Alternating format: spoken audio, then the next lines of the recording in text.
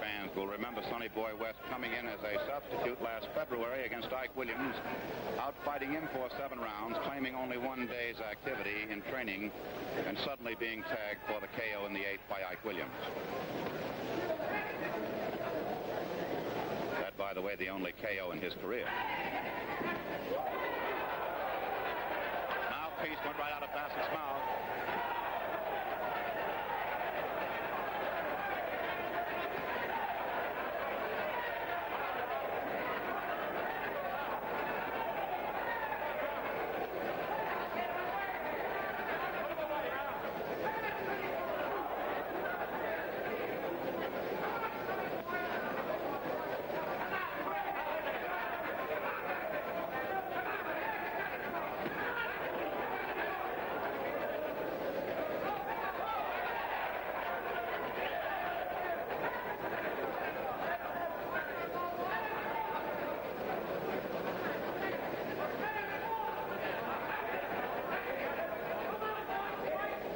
To go of the second round. West has been fighting as a legitimate lightweight. Bassett has been fighting mostly in the featherweight ranks.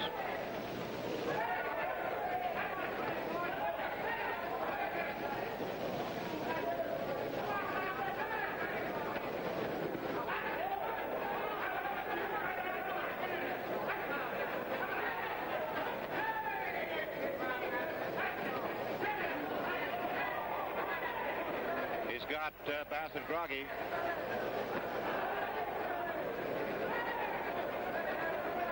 The round is almost over. Second round here at St. Nick's Arena.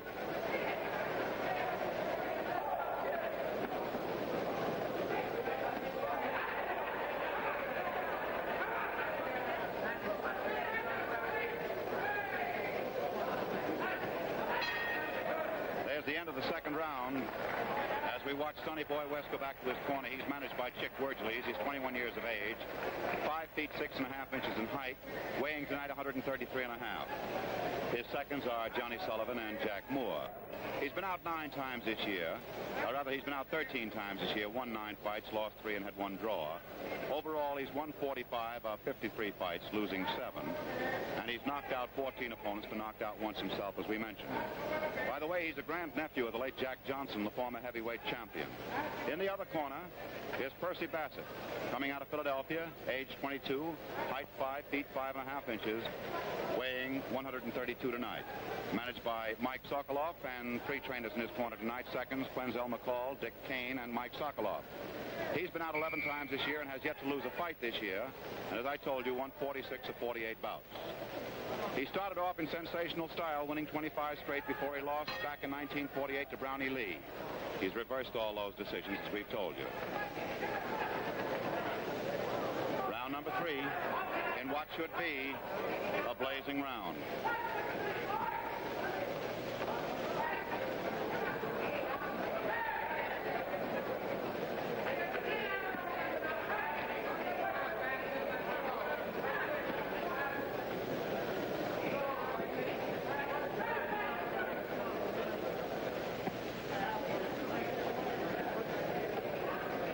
Is touted by many as the greatest fighter to come out of Philadelphia since Bob Montgomery, joining a list of greats who have come out of Philadelphia in the past.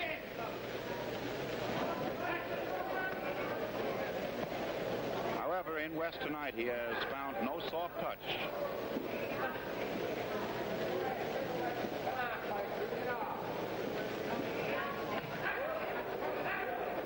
Sonny Boy West in the black trunks with the white stripe. Percy Bassett in the white trunks with the black stripe.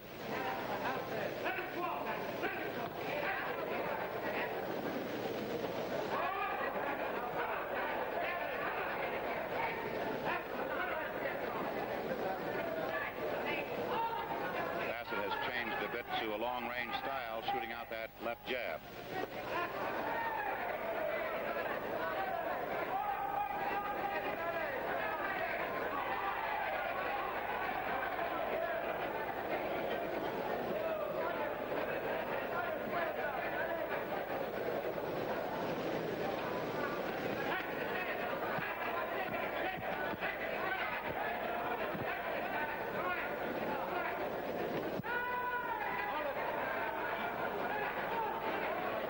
little trick when you can do it.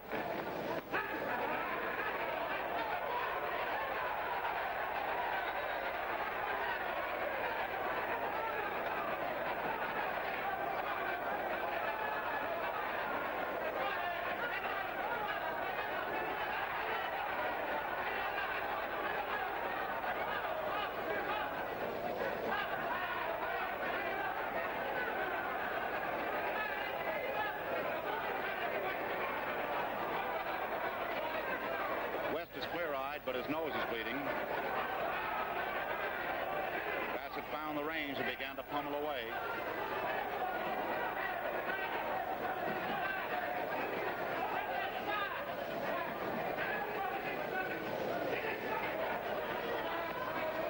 About 15 seconds ago of the third round.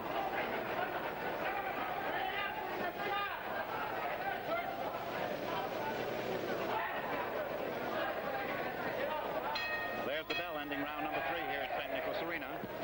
Well, round number 4 here at St. Nicholas Arena coming up with a hard-punching Percy Bassett, the featherweight lightweight out of Philadelphia, PA, and Sonny Boy West of Washington, D.C.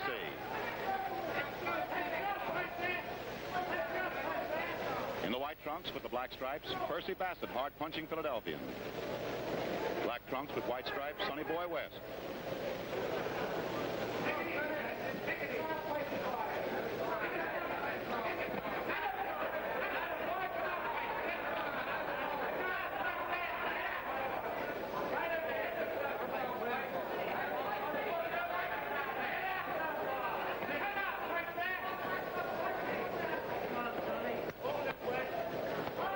To have seen both these boys change their styles twice in the first 3 rounds.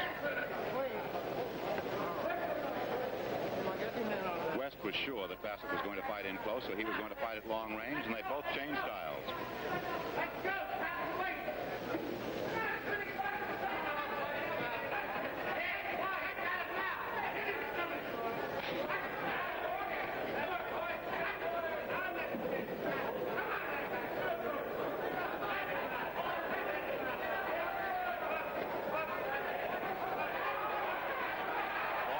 West with that one.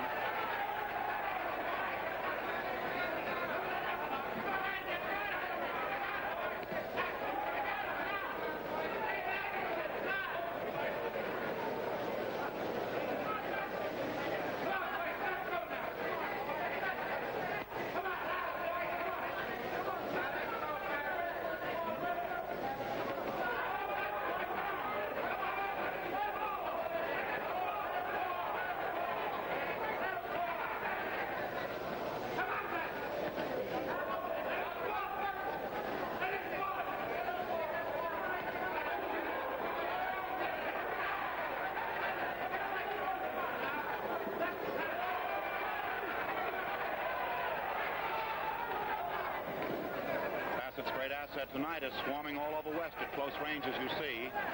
West must have had some cotton wadding in his nose to prevent nosebleed after having a nosebleed in the third round. It was jarred out by a blow in the first minute of this round.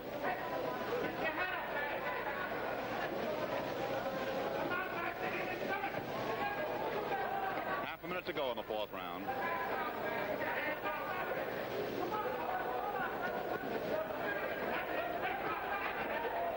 I must say here at ringside, this is something to see. It's a beautiful punching battle.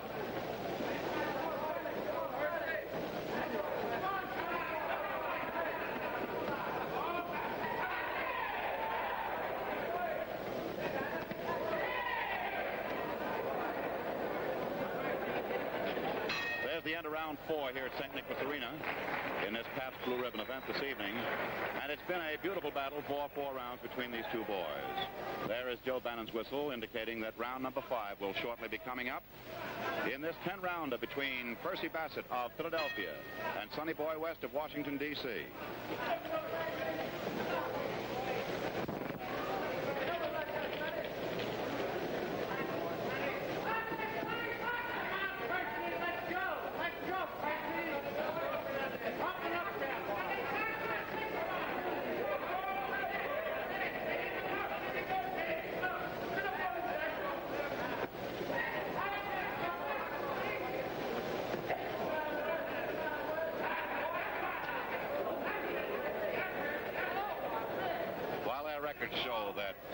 West has some punching power, the knockout record run up by Percy Bassett attests to the fact that he has plenty of punching power.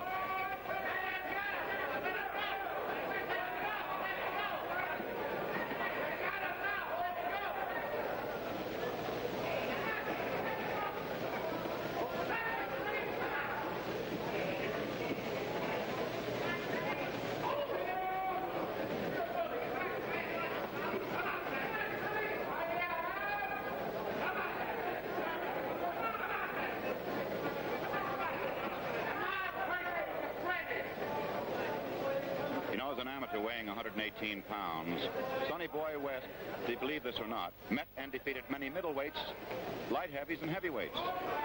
He whipped Joe Green, a 196-pound scrapper, in a very famous amateur bout in Washington that Washingtonians still talk about.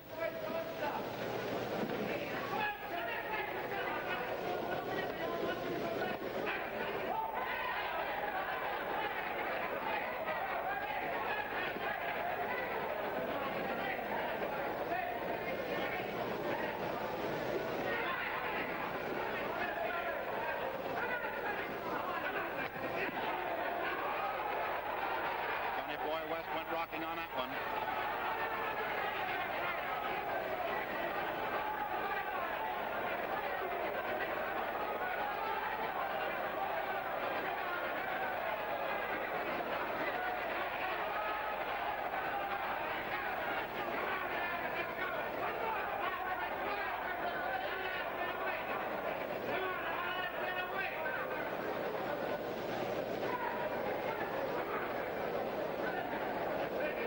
To go in the fifth round.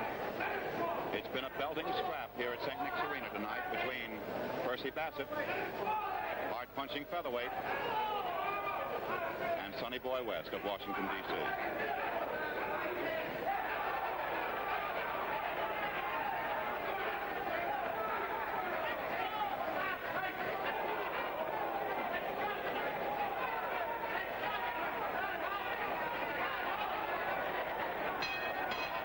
The end of the fifth round, and certainly this must be a great crowd pleaser, as you hear from the cheers here at St. Nicholas Arena. And certainly you too, seeing these blows very clearly, must be enjoying the changing styles, especially with Bassett punching away with both hands and figuratively with leaden dynamite in his right hand. Sonny Boy West protecting himself as best as possible. There's the whistle indicating round number 6 is coming up in this torrid 10-rounder here at St. Nicholas Arena between Sonny Boy West and Percy Bassett. Round number 6.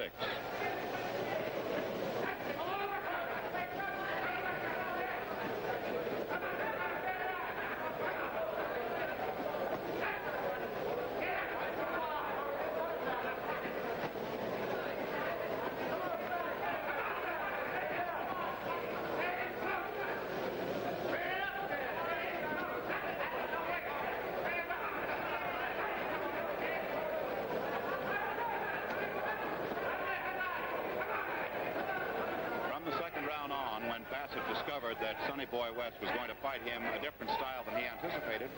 He went to long range, though he is primarily a close-range battler.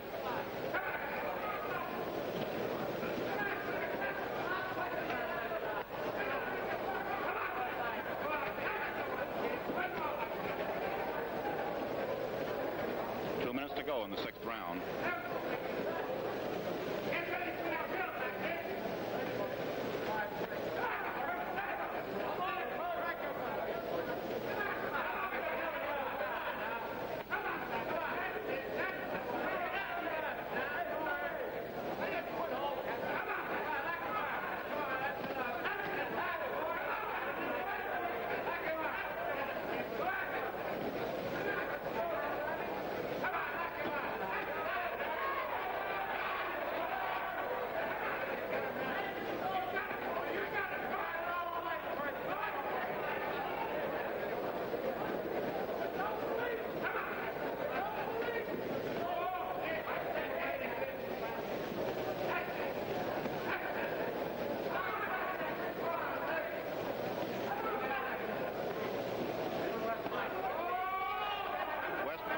Difficult to solve the two-handed attack by Percy Bassett.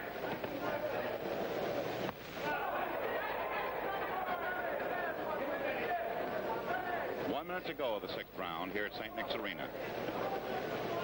Percy Bassett in the white trunks, Sonny Boy West in the black trunks.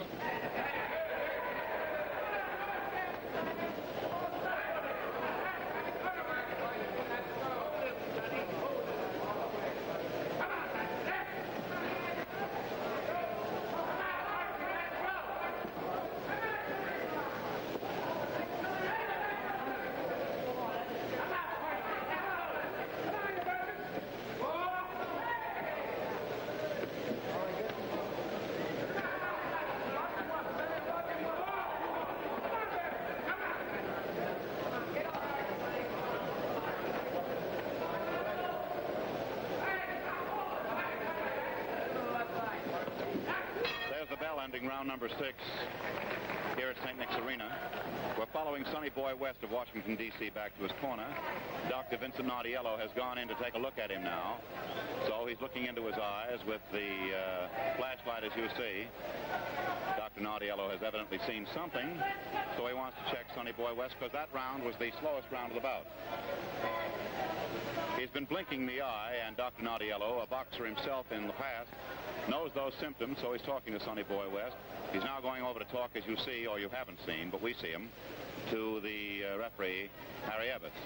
He's given Harry Ebbets instructions, so that's taken up most of the conversation in between round number 6 and round number 7. Sonny Boy West, as we told you, is a good left jab, good combination puncher. Very interesting career behind him, even in his football days, when he weighed 112 pounds and started halfback for the Stonewalls, a top sandlot football club in Washington, D.C.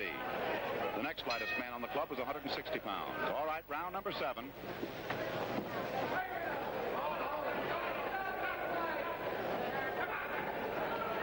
It's Bassett's punching power that has caused West to blink his left eye. There he goes. Clean shot. 5, 6, 7, 8, 9, 10. And he can't get up, and Percy Bassett is very happy, as you see, banging his head on the canvas after being hit with that right on the chin. Of course, that eye was in bad condition. He couldn't see the blow coming, and so the right sent him to the floor. He banged his head as he went down, was counted out, desperately attempting to recover his senses and get up. But, of course, his physical being was in no position to answer his mental charge. So Dr. Naudiello has come in to look at him. Here's the announcement by Johnny Addy. 29 seconds of the 7th round. Winner by a knockout, Percy Bassett. Weather conditions are perfect. A brilliant sunny afternoon on the desert of Nevada. And there's the bell, and we are underway, and the Korean comes out swinging. In gold is Kim, the champion in burgundy trunks. Ray Boom Boom Mancini. What can you expect from two little tanks? Just direct. That's what they look like. We'll see this the whole time. As Kim says, he's going to go straight at Mancini. And Mancini is also a very aggressive fighter, good puncher, heavy puncher, likes the same kind of fight.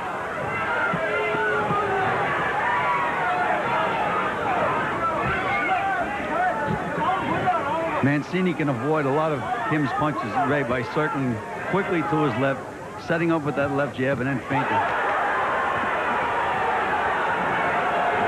Kim has a reputation also of being a very, very good puncher. Again, if I was Ray, I'd try to fight a little defensively, a little smart early in the fight. I would agree, Gil, because early, at this stage now, the first round is always that round fighters try to feel each other out. But Kim, I don't think he wants to do that. I think he wants to jump right in, try to hurt Mancini as soon as he possibly can and take advantage of it.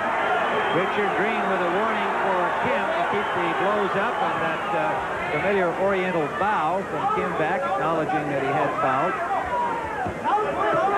Landed a left to the head of Mancini. Mancini stays there with him, bangs back to the body. Mancini has to be very careful because these guys here going up. Good combination. Landing bomb. Mancini. Kim keeps throwing. Well, punch for punch. You hit me and I'll hit you. In the first round.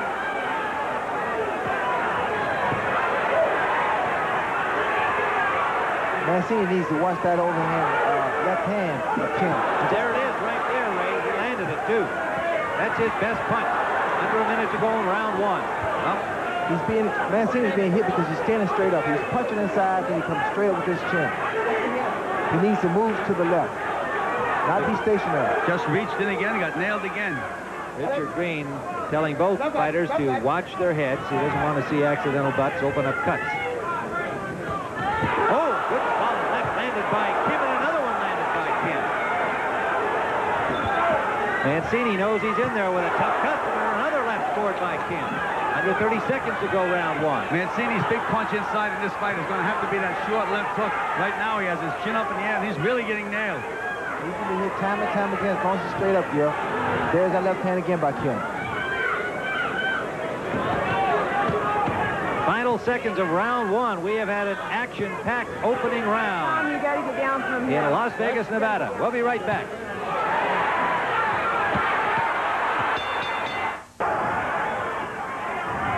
Round number two. WBA Lightweight Championship of the World. Duk Koo Kim from Seoul, Korea, getting off to a good start in the first round, Gil. Kim kept catching Mancini as he was reaching in.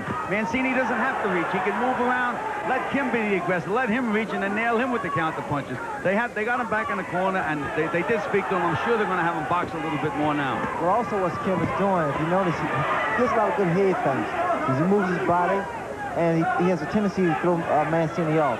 That's when he connects with that overhand left.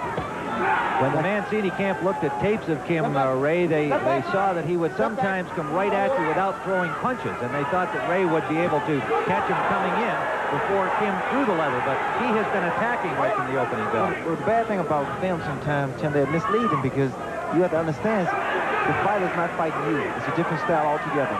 Another thing about Kim, Ray is a very, very strong guy. He's always been stronger than his opponents. Kim is just about equally as strong physically. He's a very, very strong guy. It's like two pit bulldogs in there banging away at each other. There's Ray reaching again. I think that's going to be the key of this fight, because I feel that Kim can take a punch, and Mancini needs to work to the body. You see what happens there, and I see he's doing it now. We're in round two, scheduled for 15.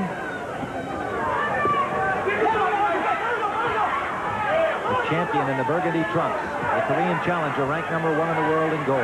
Well, right now, inside, it's Mancini's left hook against Kim's right hook.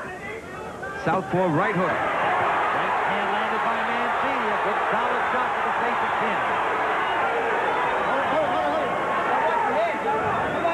Again, Richard Green warning the fighters to watch their heads. Under a minute to go, round two. Well, Ray got his attention with that flurry. Tim, he hurt him with those punches. You can expect once Mancini hurts his opponent, the rest is history.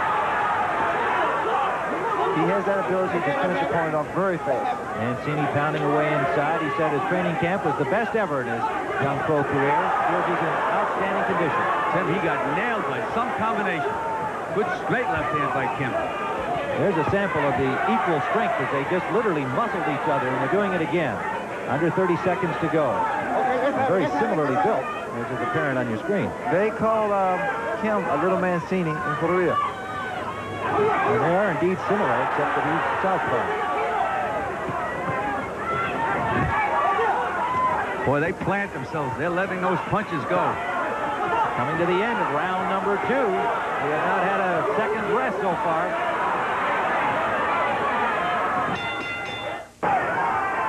Round number three, the champion Ray Boom Boom Mancini circling to the left of your screen in burgundy trunks. The challenger, Duk Koo Kim from Seoul, South Korea. Tim, rather than box, Ray Mancini went right after him. He's looking fighting strictly an offensive fight. That was a good second round for Mancini. He was able to land some better shots. That's the example of what I mean. Mancini can dance away once in a while. Let this guy reach a little bit. Kim felt after watching Mancini on tape against Espana that Mancini would be right in front of him. He planned to pound away at that nose that bleeds easily. And he was pounding away, but did not land much in that exchange. Oh, he is a strong guy, though, Tim. Yes, he is. Outstanding physical condition. We watched him train. He goes through a very vigorous set of physical calisthenics. Well, the question is, in fact, can he keep this up? Can he keep this pace up with Mancini? Ray, it works both ways. Can Mancini keep this pace up with him? This is a tough, tough fight. Kim arrived here last Friday in Los Angeles for 2 or 3 days. He landed that straight left again.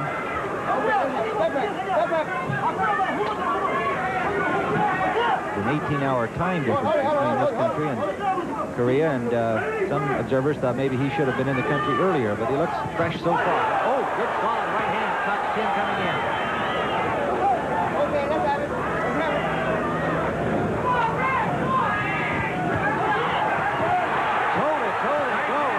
Mancini has Kim in trouble.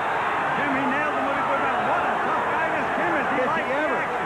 Likes the action. And he lands a combination. I thought he was in trouble, but his back was to me, and he just raised his hand and say, let's go. I think once he threw his hands up, he acknowledged that he was okay. He came back very strong. Did he ever? He reminds me of Aaron Pryor. He seems to be happy when he gets hit, too. Fights better after he gets hit. Under a minute to go. We're in the 3rd round. We've got ourselves a fight.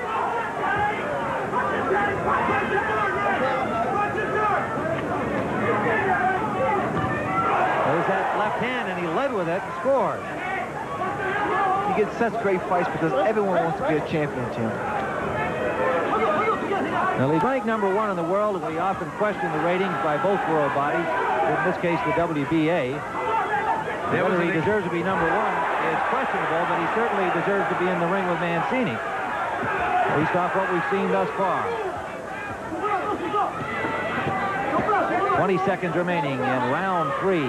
If there's any edge at all, Tim, in Styles, it's the fact that Mancini throws his punches a little shorter, a little more crisp than Kim. Kim really swings. Final seconds of the 3rd round. Another lap by the challenger round.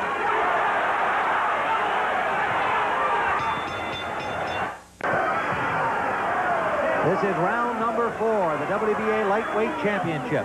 The champion, Ray Boom Boom Mancini. The challenger, Duk Koo Kim from Seoul, South Korea. And we have had 3 action-packed rounds thus far. Can't be any other way, Tim. They can't wait to get at each other. They both reach and they both take chances. And they both run across the ring to get it to each other. We watched Duk Koo Kim actually practices coming off the stool and landing that big left-hand lead. We haven't seen him actually do it yet, but I'm sure we will. It almost looks like a martial arts kind of punch. Well, I'm surprised no one has been sent to the canvas because they're winging shots, and they're really landing on the chin, flesh on the chin with those big bombs. And they're planted when they're throwing the punches, too. There's no give. They're not slipping the punches. They're not moving away from them. They're there to get hit with them. Well, they're putting the whole body behind the kill. Ray has his legs very, very wide apart, Ray. If you notice that, and when he does throw a punch, he's right there to get nailed back. And Kim is the same way. You know, when he throws a punch, he actually runs in. We're live from Las Vegas, Nevada. Round 4. Mancini and Kim. Well, that's the first time I saw somebody skip back to avoid a punch. Mancini muscling the Korean into the ropes. Kim has shown absolutely no intimidation. He didn't during the week that he's been here, and he didn't since the opening bell. Has not. Okay, let's have it.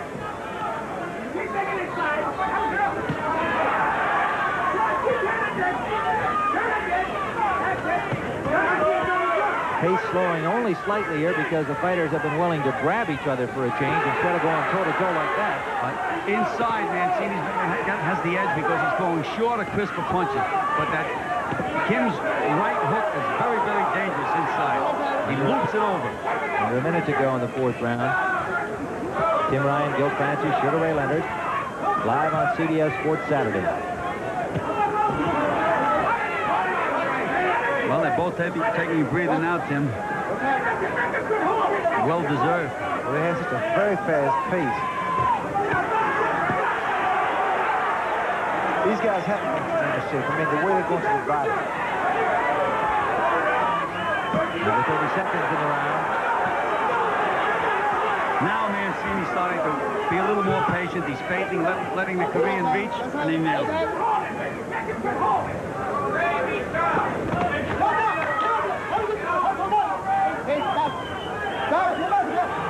Mancini checks his eye from time to time. I think he feels he's cut sometimes because of the heads. Round number 5, scheduled for 15. And Mancini wobbles Kim with that left hand, catching him off balance, trying to follow up on it. Mancini with uppercuts inside, but Kim very wisely grabs on.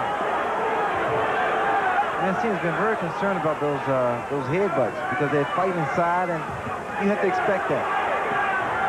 Maybe that he's trying to take him out of there here just to prevent getting cut and getting himself into some trouble. He's maneuvering more now, too. He's going from side to side, even inside. He's using his experience right now at the beginning of this round. Well, especially inside. Now, you notice when they get inside, Mancini throws little uppercuts and raises the chin of Kim. Duk Koo Kim, a high school graduate from Seoul, South Korea, comes from a very comfortable family. Took up boxing purely for sporting reasons and was encouraged to turn professional and has obviously done well. 17, 1-1 as a professional, ranked number 1 by the WBA.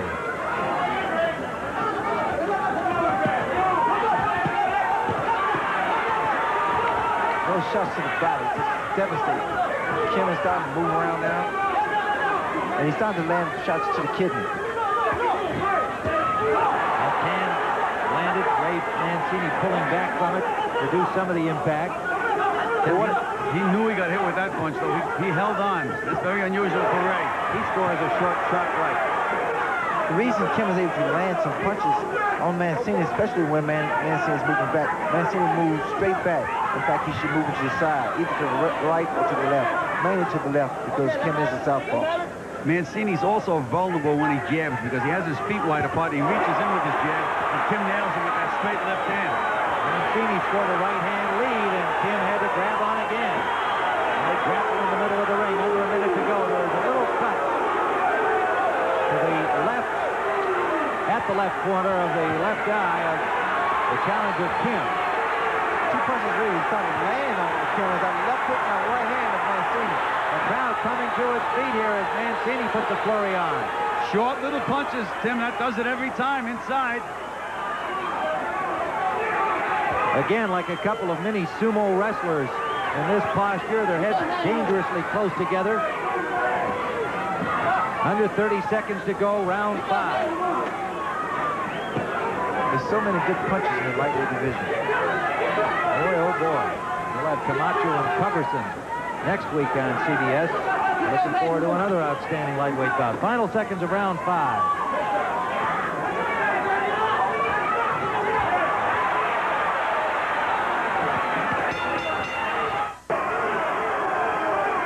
Number 6, I was just saying to Ray Leonard and Gil Clancy, throw out the ratings if you like, but Kim is a worthy contender for this title. Any disagreement there, gentlemen? None whatsoever.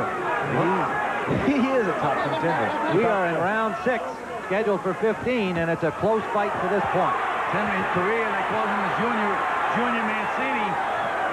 If he does win the fight, they'll have to call Ray as Junior Kim. I mean, they're that close. This is a good, rough, tough match. Duk Koo Kim brought his own supply of ginseng tea that his father picked especially for him. There's such a similarity in styles. I mean, both men with the same intentions in mind. To go to the body, go to the head, and stay the aggressive, and try to knock each other out. I don't know whether that tea is going to give him any advantage, but the Koreans also like something called kimchi, which is a very hot, spicy pickled cabbage. That could be a factor before the fight is over. Especially if you get hit in the body a lot. Well, cabbage is good for you, man. They continue to pound away at close range. That's been the pattern of the fight. Now both fighters start to just zero in on each other's chin with those straight punches now. The edge inside, though, has been belonged to Ray Mancini with those short punches. He's landing 3 and 4 to 1.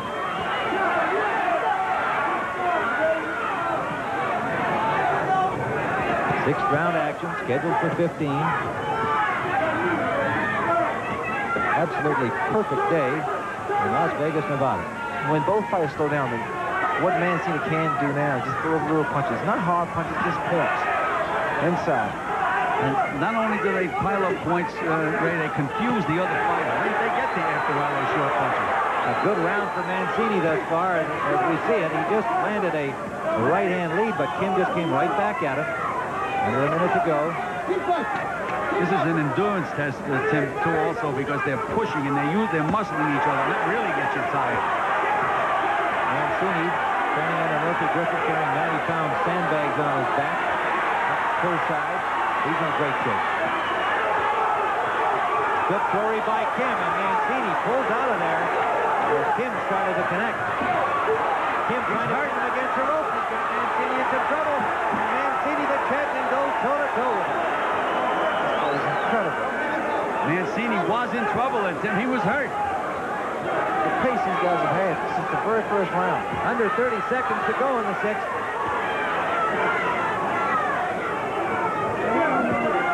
Now there was a good move by Mancini, using that experience, skipping to the side, throwing a good left hook. We're in the final seconds of the sixth round.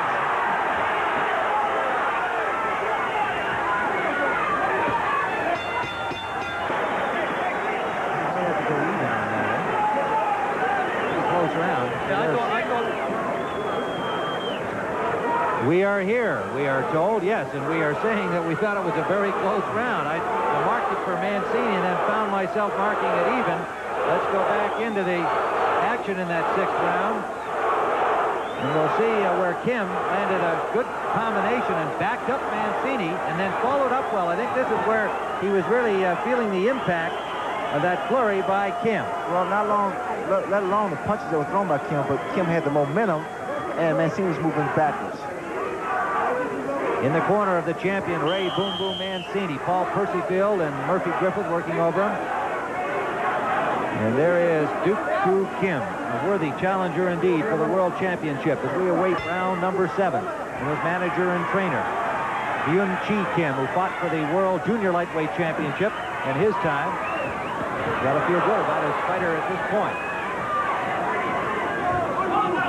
And despite the fact that Mancini got hurt in the middle of the last round, at the end of the round, he seemed to be just about gaining a little control in the fight. Oh, that punch could change things right back around the other way. That's the kind of fight it's been.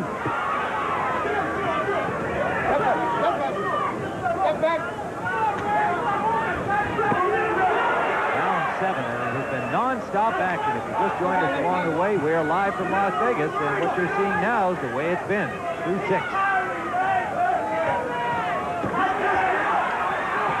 Edge to Mancini in our scorecards. The rest of this fight will probably determine the winner because it is close.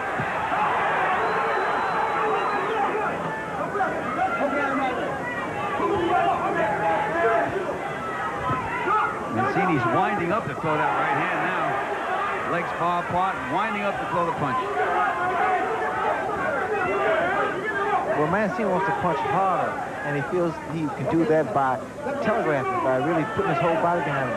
But he can throw punches short. Inside punches, uppercuts. That's going to be the difference, Ray. Short punches. Short uppercuts will do a great deal of damage. Kim is a determined fighter, though. Anytime the tide starts to go against him, you can just see him gritting his teeth. He says, I have to get back in the action, and he does. Well, he pushes himself, Joe, and he really goes back and gets back into the fight. Looking to his corner, getting instructions from his manager trainer, another Kim, no relation.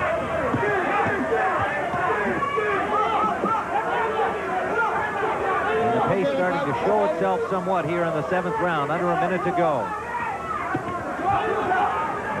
Been a grueling pace. That punch thrown by Kim landed in Mancini's chest.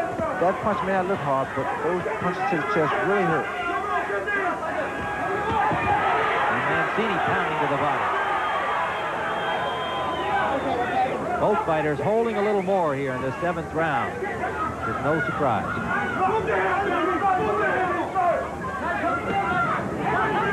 Not unlike the pace established last night in that great fight between Arguello and Pryor. Non-stop, pounding, punishing blows. Under 30 seconds to go here in the 7th. Little redness near the right eye of the challenger Kim now. Kim scoring to the body. Coming to the end of the 7th round. Good left hand by Kim.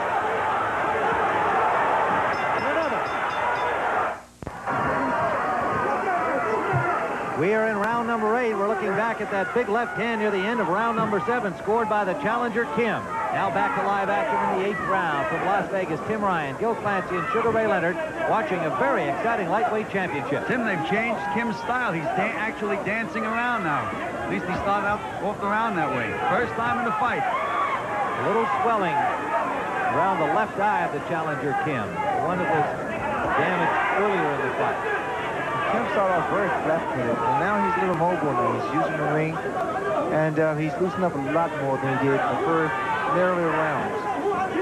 But what he does, he waits for Ray to snap that jab out, then he counters with that straight left hand, and there it was, just when we said it. They just collided with heads again.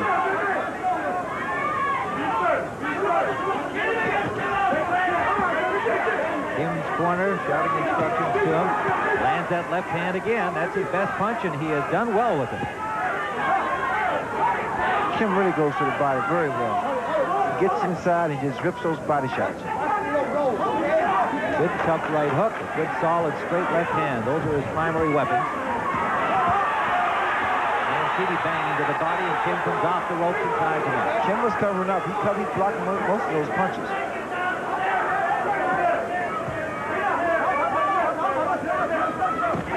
There's that left landing again. Tim, Mancini's jab is ineffective. When he tries to jab, he's jabbing across his body with his legs wide apart, and he's easy to counter with that straight left hand of Kim's. He has to move his head more, change his balance a little bit. Mancini can't afford to try to deliver that left uppercut on the outside because, again, that left hand of Kim has been very effective. It's been finding its mark. There's some redness over the left eye of Ray Boom Boom Mancini, the champion, under a minute to go in the 8th round. His nose, which usually bleeds quite easily, has not been a problem for him. He told us in training that it's much improved. Doctors are happy with the way that it is healed up, and they don't expect it to be the easy bleeding problem it's been in the past. Cartilage problem he had in his nose. Right hand lead by Mancini landed. Kim now is really trying to measure Mancini with that overhand left. You notice he extend that right jab, and he'll fake, and then he come in with the left hand. Under the 30-second mark. Then we saw Kim looking to his corner, taking instructions from there. First time in the fight, Kim's mouth is wide open, Tim. He's gasping for breath. I think the pace is starting to tell him. There he is holding inside. Well, we could see it starting to show in round 7. It has been a tough, grueling pace, and he lands a good combination. Final seconds of the 8th round.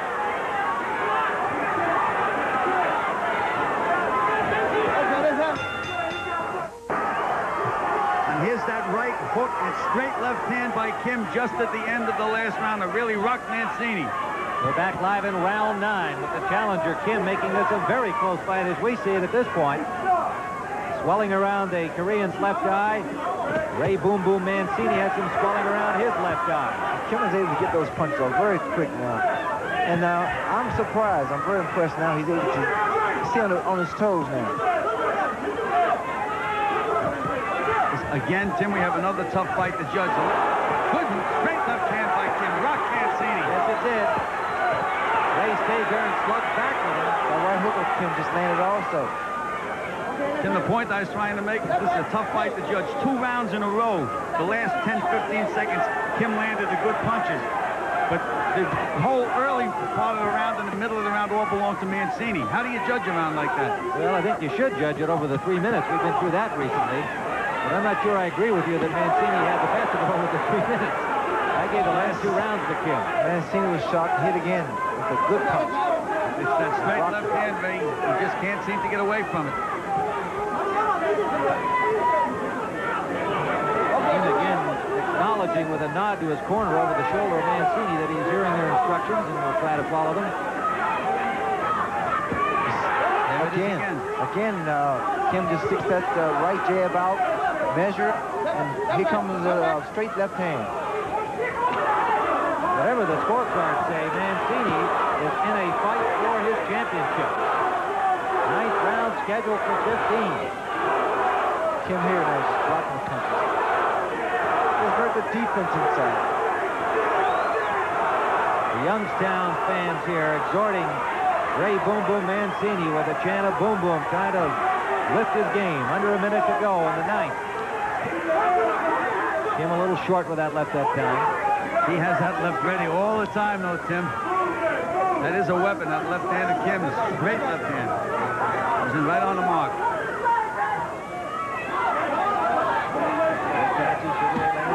Live from Las Vegas. And we've got a really exciting lightweight championship bout. And whatever Ray Boom Boom Mancini expected from Kim, I don't think he expected quite this much. Under 30 seconds to go. He had respect, he had concern, but I don't think any of the Mancini people expected Kim to be this difficult, this long. Again, Kim has that straight left hand, and Ray is winding up to throw that right hand. He's telegraphing the punch. Big difference. Coming to the end of the 9th round, Mancini trying to pin Kim against the ropes. This is where Mancini should be doing his work. Round number 10 of the scheduled 15-round WBA lightweight championship bout. Ray Boom Boom Mancini. As we see it, this fight is dead even. Very close fight. There is a right hook landed by the challenger, Kim. Many of the Las Vegas celebrities are here at ringside enjoying this one. Frank Sinatra is appearing here at Caesar's Palace. Bill Cosby, Willie Stargell, a big pirate star. Mancini pounding away. Robert Goulet is here. Donald Curry, ranked number 2 in the world in the welterweight. Kim gave Mancini a little pop on the head as referee Richard Green was trying to break him. I don't think he was trying to hurt him. It was just a gesture, but insult to a fighter.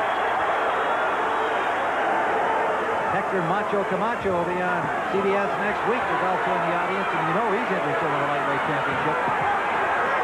And again, they go toe-to-toe. Kim as a southpaw has really been bothering Mancini. He hasn't made any adjustment at all.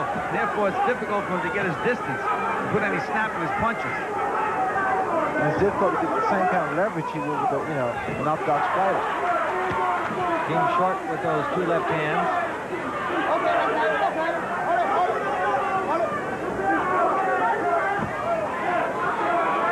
Kim is trying, he's using every opportunity he gets. On the ropes, he comes off with some punches. Mancini pounding to the head of Kim. Tim, he was able to muscle Kim that time. Use his strength. Can't get a clean shot in here. Looked good, but he did not get a clean shot in here. You have to watch very closely. Kim is blocking a lot of those shots thrown by Mancini. Yes, he is. But Mancini doing the work and certainly scoring aggressiveness points. Now you'll see Kim retaliate. Under a minute to go in the 10th. Mancini trying to keep him on the rope. The ropes have come loose right there where Kim finally spins off him and Mancini pushes him right back on him. Mancini is now able to move him around. Right now it's Mancini's strength that's been the difference. Going to the body, banging outside the arms, blocking. Now a combination inside by Mancini. Crowd coming alive here, the Mancini partisans. Kim trying to push him off. Mancini staying right on him, and Kim showing some signs of fatigue. Under 30 seconds to go in the 10th. Non-stop Ray Boom Boom Mancini continues to pound away. You see Kim is coming back now. So he waited. He was waiting to see whether or not Mancini would punch himself out. Always at the end of the round. Kim has been most effective at the end of the round. We're in the final seconds of the 10th round.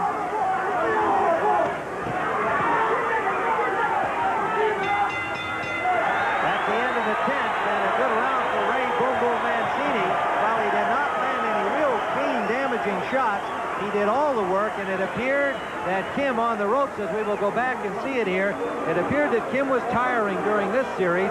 Mancini just threw punches from all angles, Ray and Gil, although he didn't land many clean ones, nonetheless, he was piling up the points and had to be tiring Kim with this assault. Well, Mancini just became very physical. He kept pushing Kim in the corner, kept him there, and really worked well. I was very impressed with that round for Ray Mancini. We mentioned also among the celebrities that we should mention that Henry Armstrong is here today, the only man to hold 3 titles in 3 different weight divisions all at the same time. And he came from Miami, where he was at the fight last night, the Arguello Pryor fight, and is here at ringside today. Great figure in boxing. Lenny Boom Boom Mancini knows his son is in a fight, and there is his mother, Ellen, Lenny's wife, Ellen, and Boom Boom's mother, Ellen. Round number 11, the champion. To our left in the burgundy trunks, the challenger, Duk Koo Kim, a worthy challenger indeed. The left eye of Mancini started to swell now. It could give him trouble after another round or so. Well, we're into the championship distance now, Tim. These are the 5 rounds, and we have the fight very, very close. The fight hangs in the balance. I would say so. Again, we caution that judges often see it differently, but that's the way we see it at this point. I really hope Mancini don't blow his nose, because if he should do that, his eye would just probably close shut. Mancini has been 12 rounds once. He's been 14 rounds once. That in the losing effort against Arguello for the WBC crown. And Kim has been 12 rounds once, having retained his Asian title against Flash Villemur in May of '82. He's never been beyond 12. It's not only, Tim, that Kim went down. He landed a punch and Kim went down. Yes, he did. I'm not sure. It looked to me like he was throwing a punch and then suddenly either lost his balance or at the time of the impact of Mancini's punch. I'm not sure if it was a knockdown or not. Richard Green thought not. At the time of impact, that's a punch. If you hit it out. Now he's got him in trouble. Now he has Kim in trouble. Mancini pounding away. So that may have been a damaging blow. May have been a damaging blow. Mancini springing to the advantage, but Kim punching back. What a war here in the 11th. I think now at this point here, fatigue has set in with both fighters, especially Kim. And Mancini starting to work out body. I don't think Kim likes it there. Mancini pinning Kim in the corner, who now shows more signs of fatigue. I know minutes ago, we'll be staying here at the end of this 11th round. We want to alert our stations along the line. We will be staying here in Las Vegas. Kim punching back. If he was hurt again, he shows his stamina and his gameness.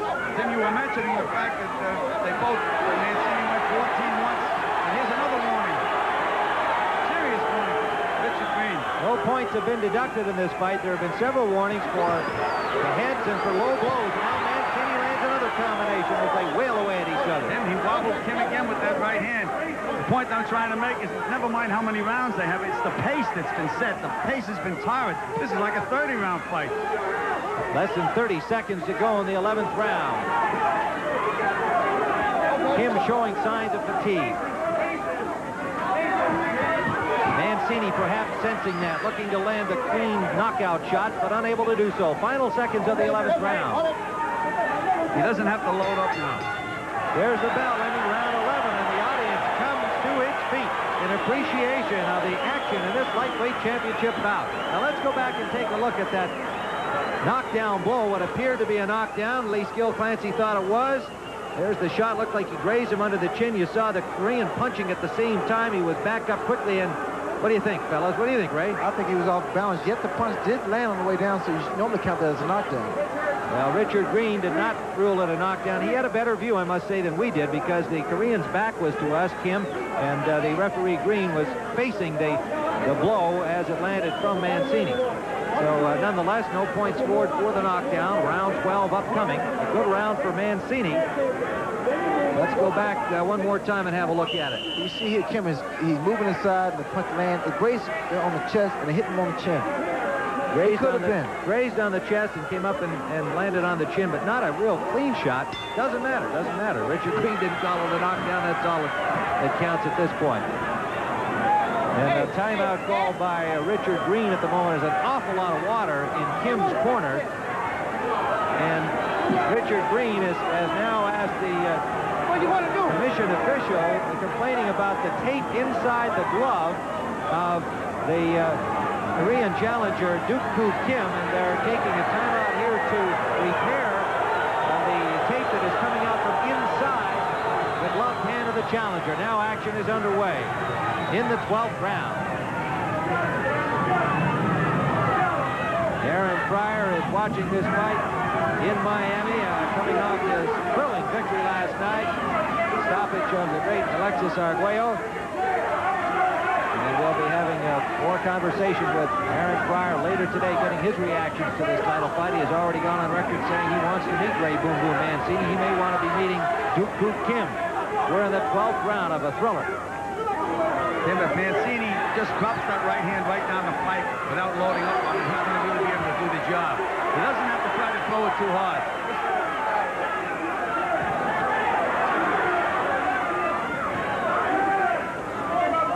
Kim and Mancini tied up together in the middle of the ring. Appears to me that Kim is weary and showing signs of fatigue. He did in the last round, and he's kind of stumbling around out there now. I think he's starting to show much more of the grueling pace, the effect of it, than Mancini. Well, the signs of fatigue with Kim is the fact that now he's rushing in. I mean, now there's no accuracy on his punches. He's bringing his shots, he's telegraphing most of them. And when he does have to throw a punch and miss, he's completely off balance. Now to the left. Mancini's doing the right thing now, Tim. He's peppering him. You don't have to punch hard when the guy's in Kim's condition. Just put him together. Never mind one big punch. Not necessary. Under a minute to go in round 12. There appears to be some type of swelling on the right cheekbone of Kim. I don't know whether that's his mouthpiece or just him. Also now some blood under the right eye of Mancini. They have come from the butt. Their heads have been close together throughout this fight. We'd like to alert our local stations along the line. There will be a 30-second station break at the conclusion of this round. Slight cut under the right eye of Mancini. Under 30 seconds to go in round 12. Swelling around the left eye of the challenger, Kim. And again, he stumbles off balance, throwing punches. He's tired. Tired, but he's still able to wing that straight left hand, Tim. Boy, is he ever. He is strong and game. It just looks like Mancini is the fresher of the two at this point. We'll be back with more championship boxing action after this word from your local station.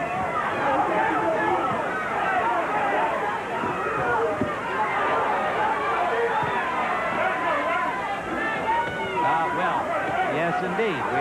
We have more time remaining in this round. And our apologies for mistiming it for you. Of course, the round started late because of the problem in the corner of the challenger, Kim. We'll have to pick up the official timing here shortly. And we hope you didn't roll your commercials in the local stations. We're still in round number 12. Mancini pounding away to Kim, and there's the bell. We are back at Caesars Palace in Las Vegas, Nevada for this championship bout coming into the 13th round. Gil? Tim, they took a point away from Kim at the end of the 10th round for hitting after the bell. Okay. Well, that could be critical in what we see as a close fight. On our scorecard, we've given Mancini the last 3 rounds, 10, 11, and 12. He's been the fresher man, more effective man as we've seen it, and he comes off his tool, trying to get to Kim immediately. And did he get to him immediately? Yes, he did, and that is a tactic of Kim. But it was Mancini coming right across the ring, pounding away at Kim. Kim wobbling back to the corner rope. He's hurt now. Yes, he is. With Ray Leonard, Gil Clancy, and Tim Ryan. Tim, he still has one good straight left hand left in him, though. Ray just got to put him together. Yes, yeah, but he's out of this point. He seems to be out of it. If Mancini can stay on top of him, I think he can get him out of there. Kim trying to tie up Mancini, and Mancini continues to move those hands. Observe Kim's legs. They're not as stable as they were at first. They look like spaghetti right now, Ray. Starting to wobble. They start to gear. Crowd on its feet here in the outdoor stadium. Round 13, the champion Mancini trying to put away his challenger. When a fighter's legs go the way Kim's have, Ray should stay outside and pick them apart because the only thing he can do is lean on Ray. When he's not leaning, he has no legs. And now here we go. Look at him punch back. He was turned around. We knew he had that one straight left hand left in him. There it was again. He's had lefts and rights here. Another game display at a rally here by the challenger Kim. But it seems like as though Kim just sits back and waits. He takes a series of punches, and all of a sudden he comes back very strong. We say fatigue has set in, and I really felt that way, but then all of a sudden he makes me change my mind. Ray, I've seen guys get their second win, but what about their 4th and 5th win? These guys have it. Terrific show by both of these lightweights. Durable, strong, well-trained, and certainly the underrated Kim giving Mancini all he can handle.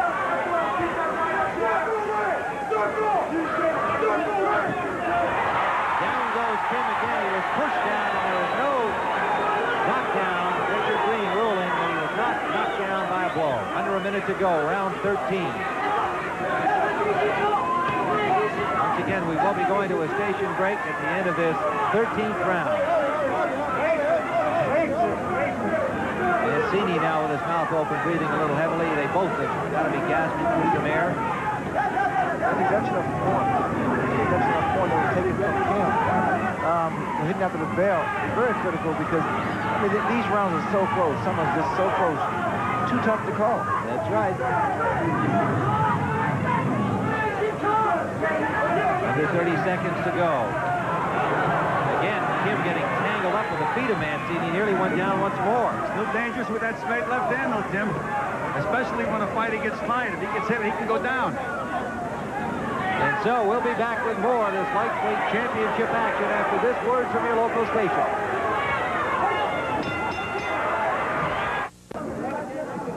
Live from Las Vegas, Nevada, CBS Sports Saturday. Tim Ryan, Gil Clancy, Sugar Ray Leonard. What a championship bout. 2 more rounds are scheduled. You saw the champion Mancini. This is the challenger, Duk Koo Kim. You may not have heard of him before. You will remember him today, win or lose. What a show by this 23-year-old challenger, ranked number 1 in the world. And there is 21-year-old champion Ray Boom Boom Mancini. And he scored it.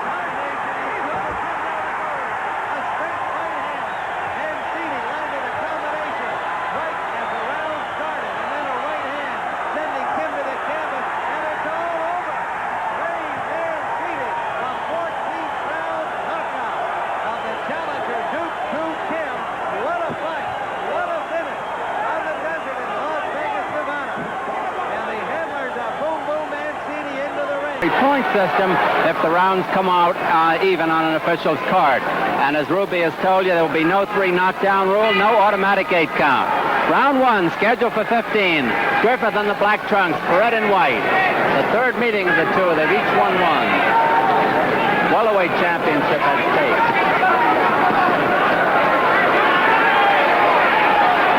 Folks around the ringside here are very much surprised at the low weight which Griffith came in at, 144.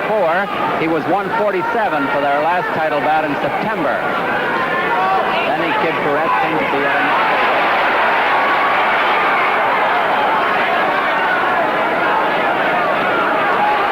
In his training, Griffith emphasized a quick sneak right hand. He just got one over, as you noticed. Paret's a bouncy fighter.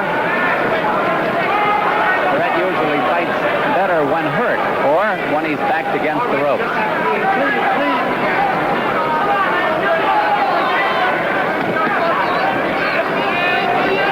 Paret apparently trying to slow down Griffith, the faster of the two. Paret is working the body.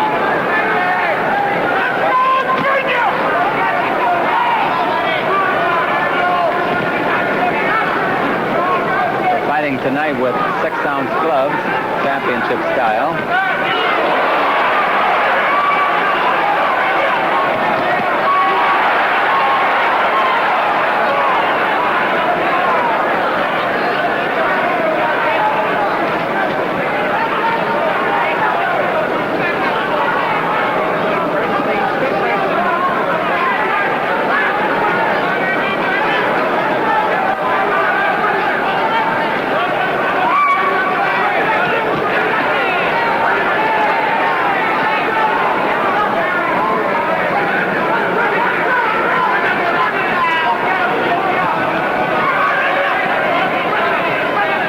To go in round 1.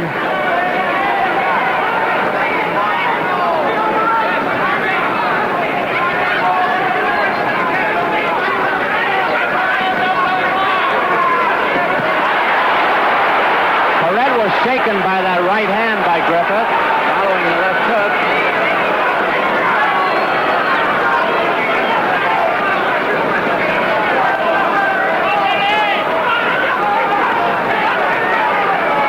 Milling is in Griffith's corner.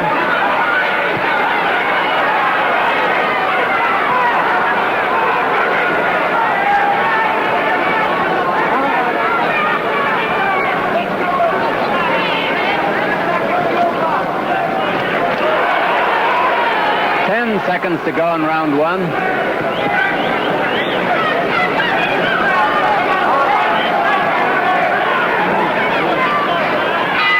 There's the bell.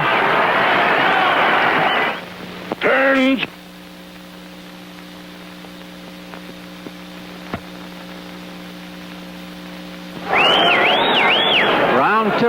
15-rounder for the welterweight championship. Benny Kid Paret in the white trunks. He's the champion. Emile Griffith in the black is the challenger. Ruby Goldstein, the referee.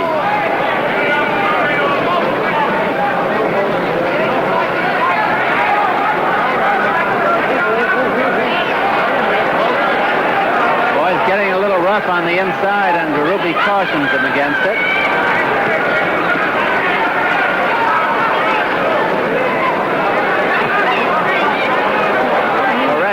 May draw a warning in a moment.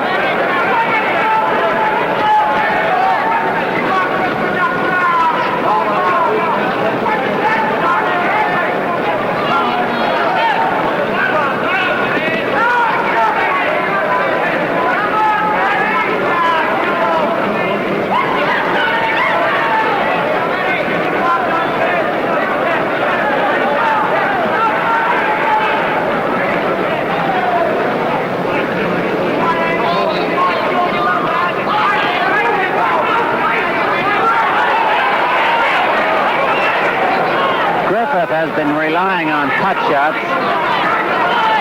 Paret is keeping a more sustained attack.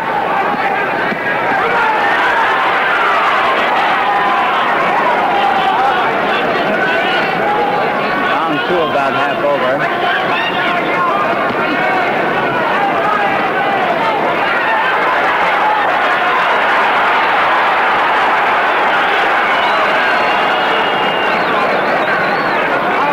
Big crowd here in the Garden tonight.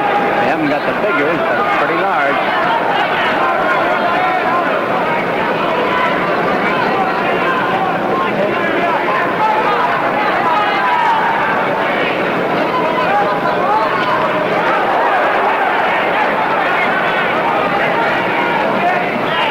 Just about a minute left in round 2.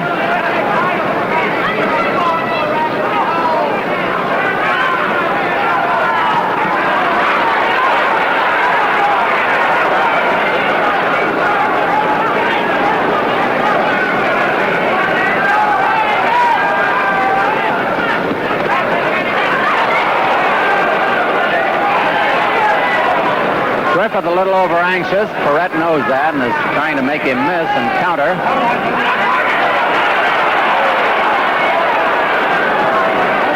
Griffith's maneuver didn't work to his satisfaction that time. Paret spun him.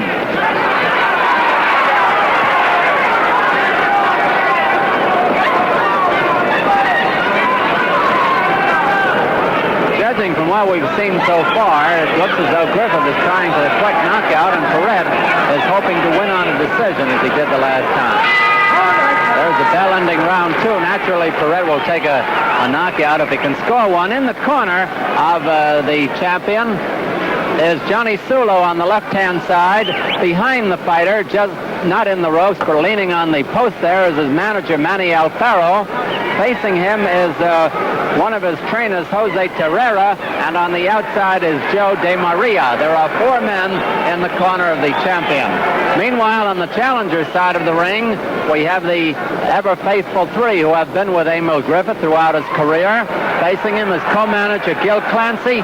Leaning in from the right-hand side with the glasses, the milliner, Howard Albert, and the very experienced and true handler of fighters. He's out of the picture now. You can see his towel. Sid Martin is also in the picture. Coming up to round 3, Benny Kid Paret on his feet, wearing the white trunks. Emile Griffith still seated in black trunks.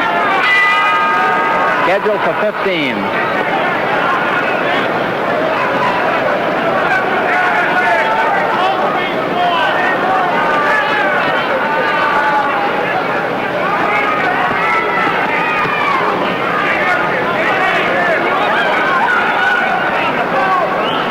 Referee Ruby Goldstein.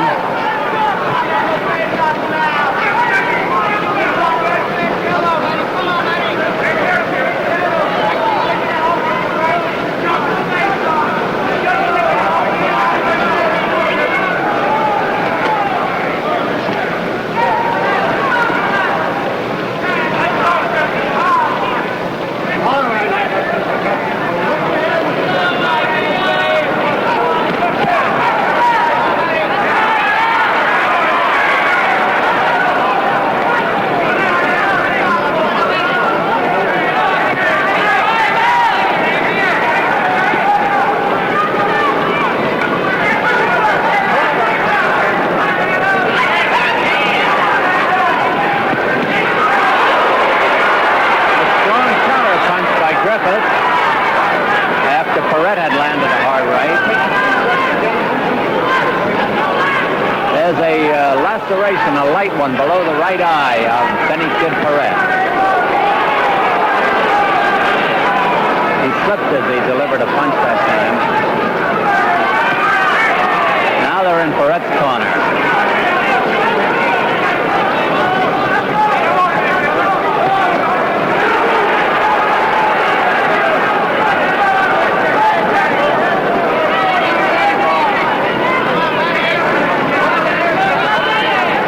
Just got to wonder about the fight that Paret had with Fulmer last December when he was knocked out in 10 rounds.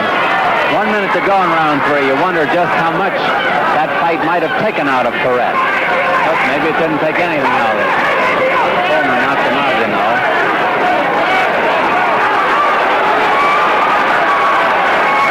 Griffith has scored heavily in this round. He won't let Paret out of that trap.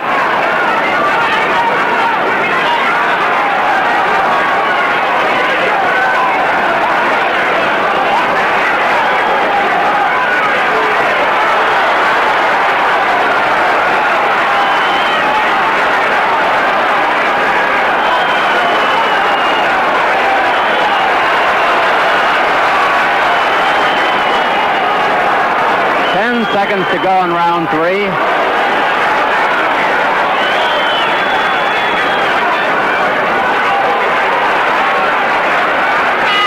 There's the bell.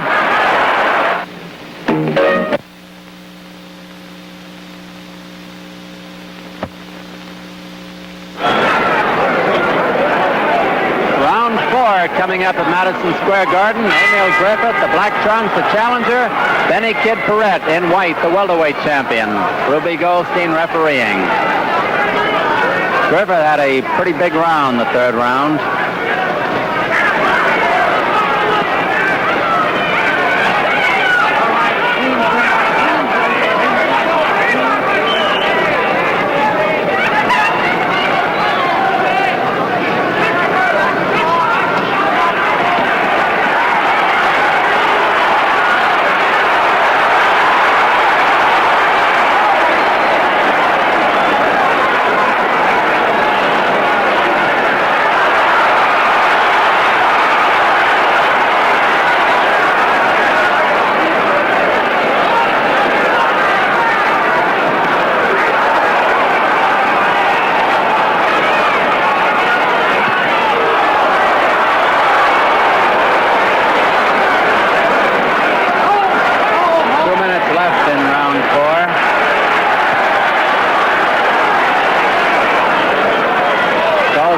To Paret on the exchange.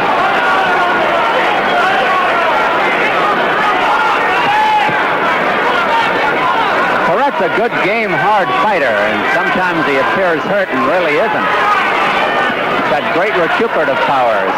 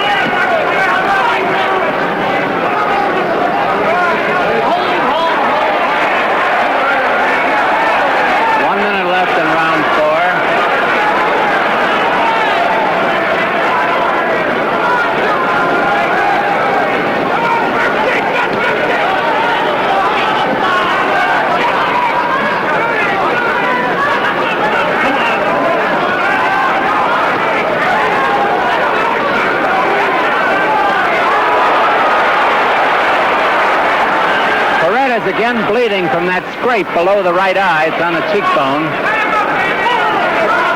Nothing alarming at the moment.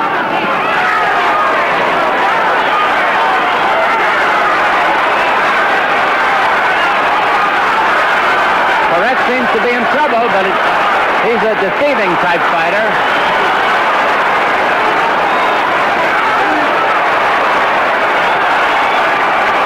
Round 4 almost over. There's a bell ending round 4. It was another good one. Incidentally, last night, yours truly was the honorary referee at the Bengal bouts on the University of Notre Dame campus, attended by about 5,000 of the students. I want to thank one and all for their hospitality and the way they treated me out there last night. Here's something of interest to all sports fans. Saturday is Sports Day on ABC. The best in boxing and the best in bowling, both afternoon and night. Make That Spare follows the fight. Next Saturday, the Professional Bowlers Tour visits San Antonio, Texas for the Oak Hills Open, starting at 4:30 p.m. Eastern Standard Time. Tomorrow, ABC's Wide World of Sports features the NCAA Basketball Championship game from Freedom Hall, Louisville, Kentucky, between Ohio State and the Cincinnati Bearcats, a rematch of last year's title game. That's tomorrow at 5 p.m. Eastern Standard Time over ABC, America's #1 network for sports. The bell for round 5. Benny Kid Paret, the welterweight champion, white trunks. Emile Griffith, the challenger in black. Paret 146.25, Griffith 144. Welterweight limit 147.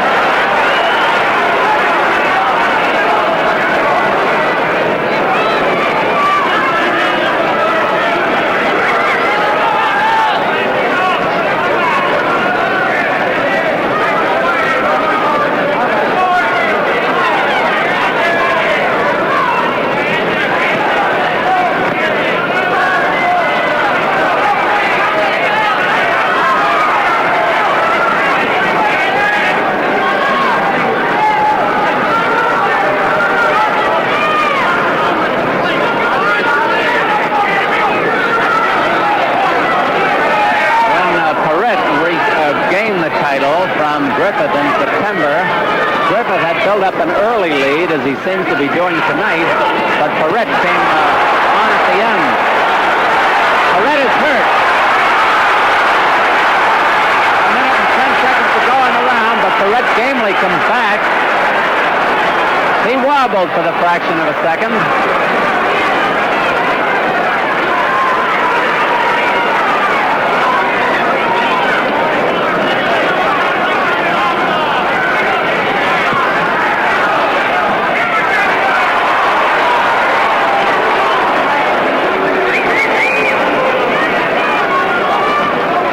To go in round 5.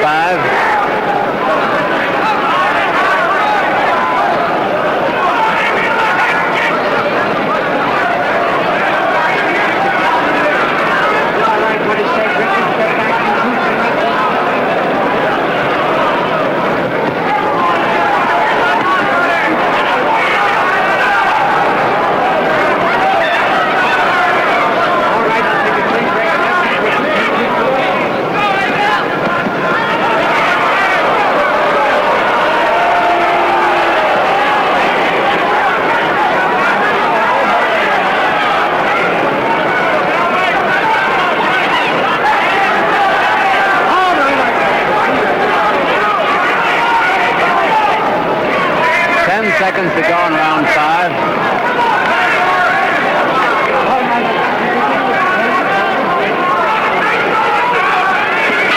There's the bell.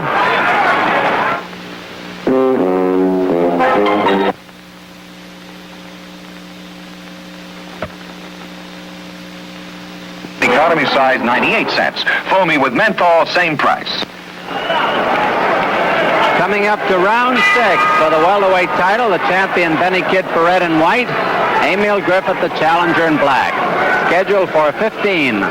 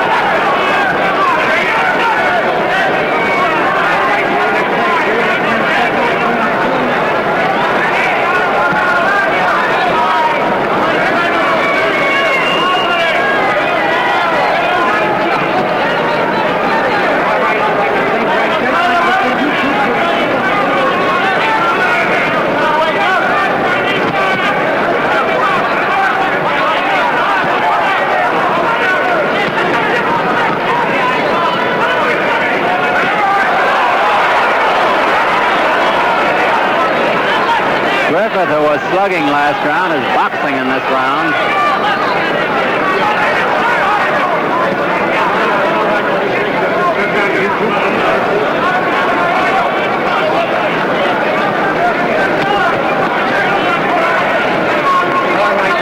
Round 6 about half over.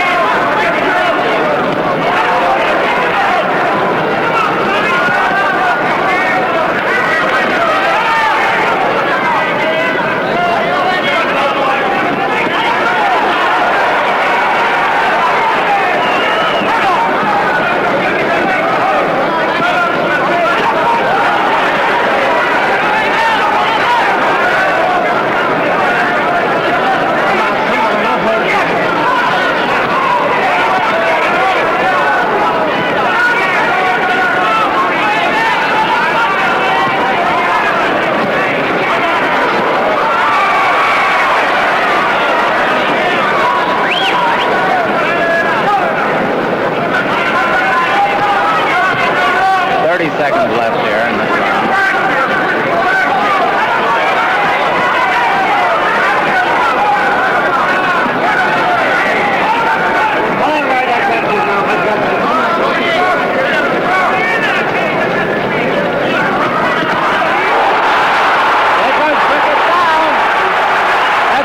The first time I've seen him down in his own corner.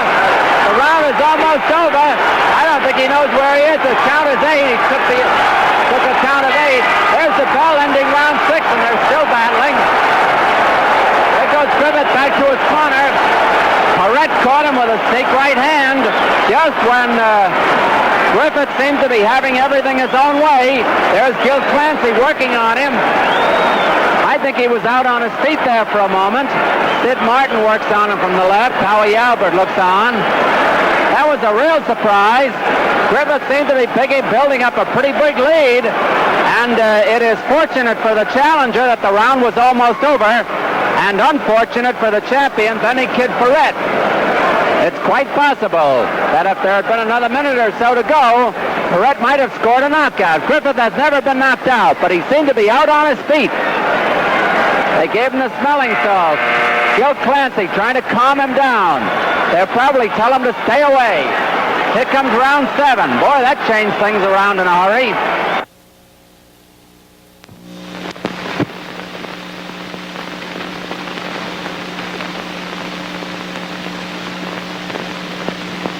Griffith seemed to be having everything his own way. There's Gil Clancy working on him. I think he was out on his feet there for a moment. Sid Martin works on him from the left. Howie Albert looks on. That was a real surprise. Griffith seemed to be building up a pretty big lead. And it is fortunate for the challenger that the round was almost over. And unfortunate for the champion, Benny Kid Paret. It's quite possible that if there had been another minute or so to go, Paret might have scored a knockout. Griffith has never been knocked out, but he seemed to be out on his feet. They gave him the smelling salts. Gil Clancy trying to calm him down. They'll probably tell him to stay away. Here comes round 7. Boy, that changed things around in a hurry. Paret is pretty tired himself. Now let's see, round 7. Paret in the white trunks, Griffith in the black.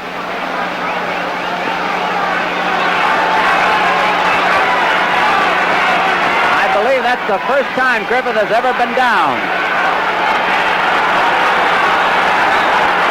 I'm not sure he has recovered from the effects of that punch yet.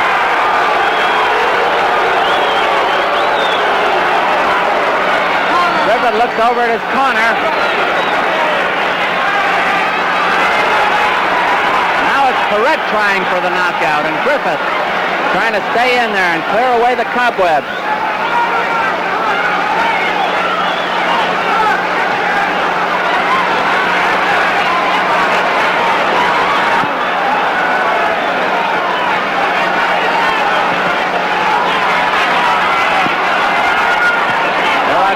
Left in round 7. So far in this round, Paret has not been able to take advantage of the big blow he scored last round.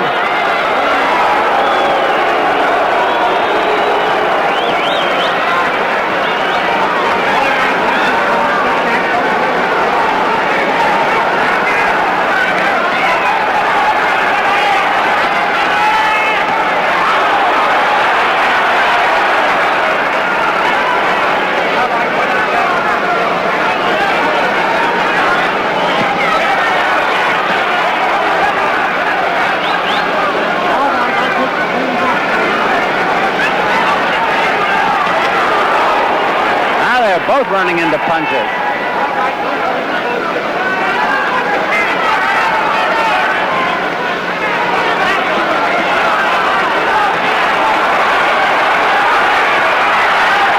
Now Paret is wobbling.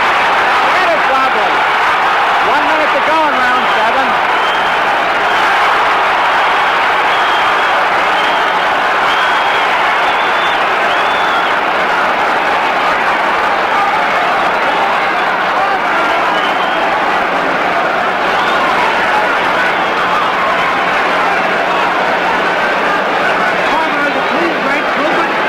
They're both very, very tired at this point.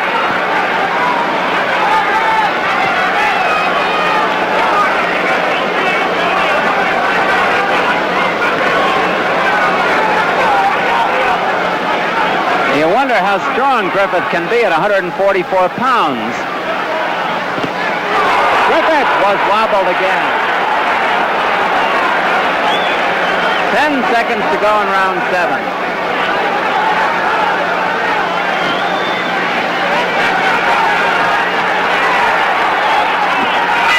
There's the bell.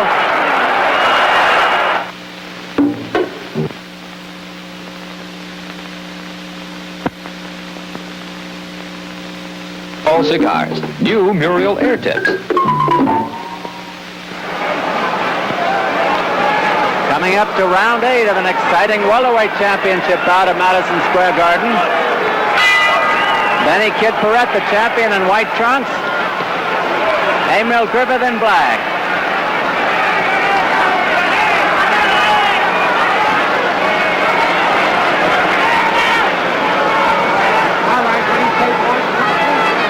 Griffith was down for about a 7 or 8 count at the end of the 6th round, and both boys were staggered in the 7th.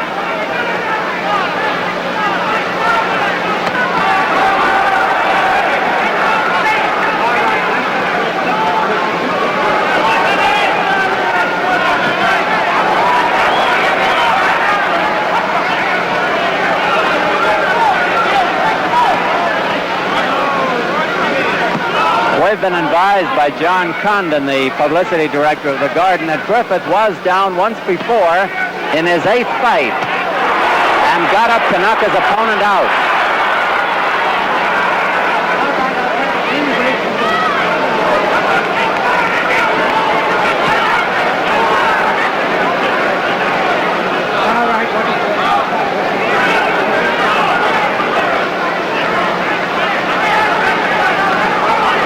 Two title bouts coming up. April 7th, Terry Downs and Paul Pender for the middleweight title in Boston. Boston blacked out. April 21st, Joe Brown defends the lightweight title against Carlos Ortiz in Las Vegas. Las Vegas blacked out.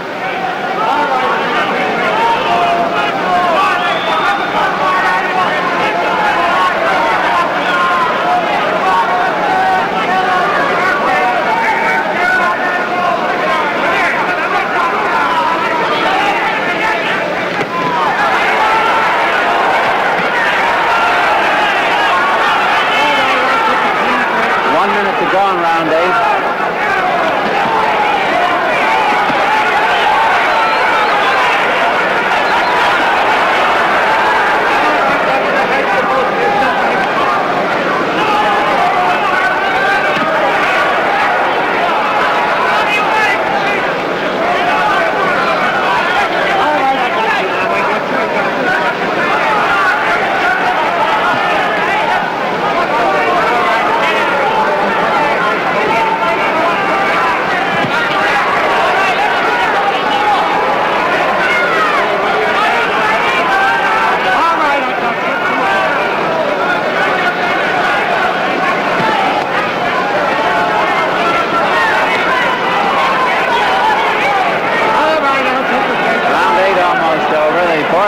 Tendency to fight after the bell in recent rounds. See what happens here. There's the bell. Next Saturday, the fight of the week takes place here at Madison Square Garden. A 10-round middleweight bout between top contender Dick Tiger and slugging Henry Hank. 2 months ago, Tiger stopped hard-hitting Florentino Fernandez. Other recent victims include Hank Casey, Gene Armstrong, Spider Webb, and Billy Pickett. Victory over Hank should give Tiger a clear shot at Gene Fulmer's NBA middleweight title. He has won 44 out of 58, scoring 13 knockouts. Hank hits as hard as anyone in the middleweight division. 3 weeks ago, he knocked out Alan Harmon in 6 rounds. For an overall record, he has 52 wins and 69 fights, 36 by knockouts. Dick Tiger versus Henry Hank next Saturday on the Fight of the Week, brought to you by the Gillette Safety Razor Company and by El Producto, America's largest selling quality cigar.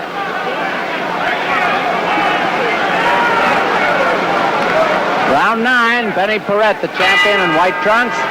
Emile Griffith, the challenger in black. The welterweight title at stake. And the issue in doubt at this moment. It's scheduled for 15 rounds.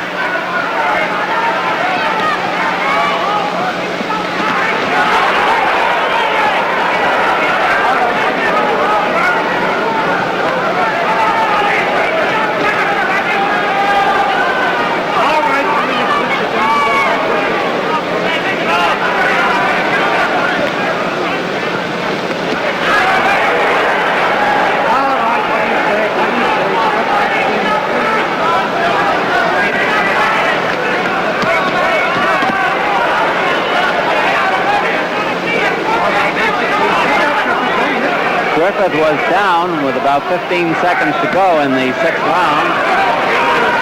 Only knocked down to the fight. Griffith, however, seemed to have built up an early lead.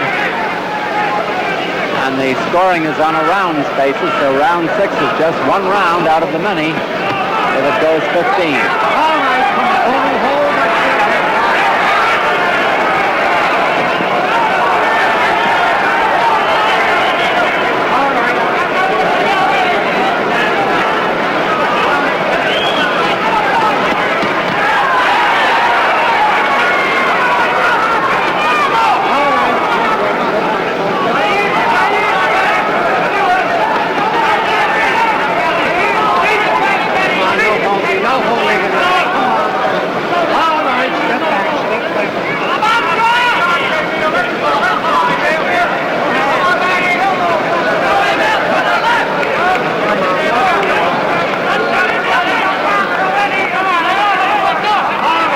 1 minute to go in round 9.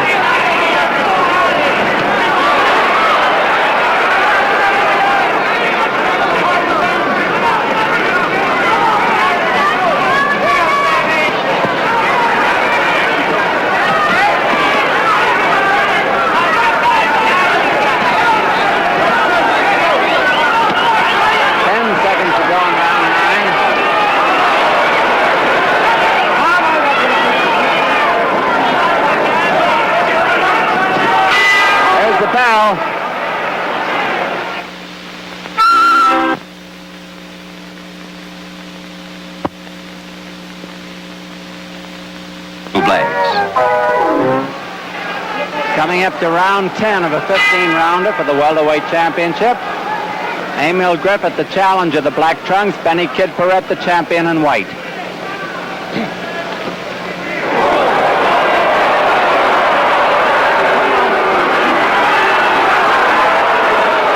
Ruby Goldstein warning Paret about an infraction. Paret is bleeding from the nose. He has scored the only knockdown of the fight, putting Griffith down in the 6th round, or 7 or 8.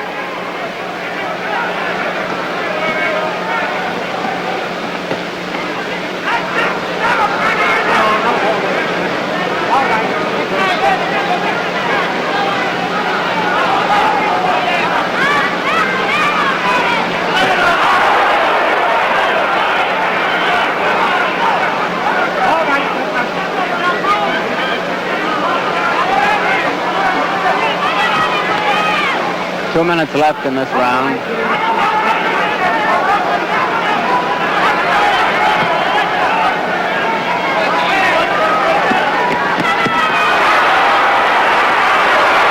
Now Paret has been rocked again.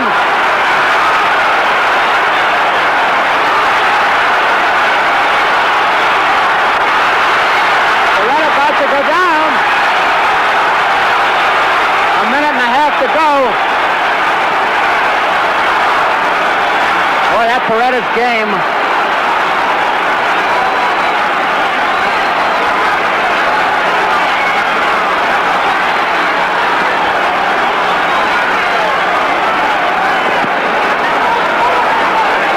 Griffith could punch himself out.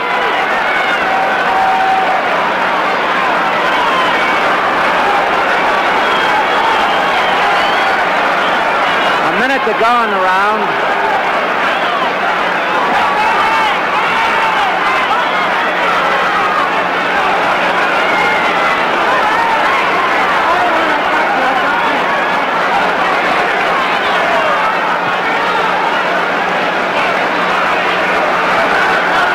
Griffith looking to shoot that overhand right again. Half a minute to go in the round.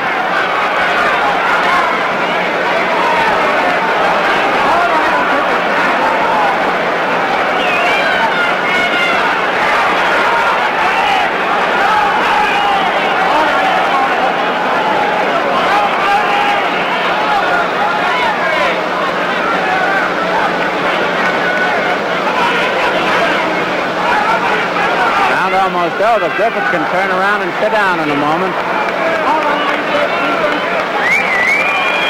There's the bell. Let's go back to the corner with Paret and see how things are over there. It was rough going for the champion in round 10. He had rough going in round 5 and round 3 and round 1. But he scored a knockdown in the 6th round that almost won the fight for him. But he was unfortunate that there wasn't very much time left before the bell. Then he kid Paret with 4 of his handlers, including his manager, Manny Alfaro. On the other side of the ring, Gil Clancy, the co-manager of Emile Griffith, is keeping up a steady stream of advice. I don't know if you can hear it. There's Gil. He's putting on a real show in there. He wants this one big. Listen to him.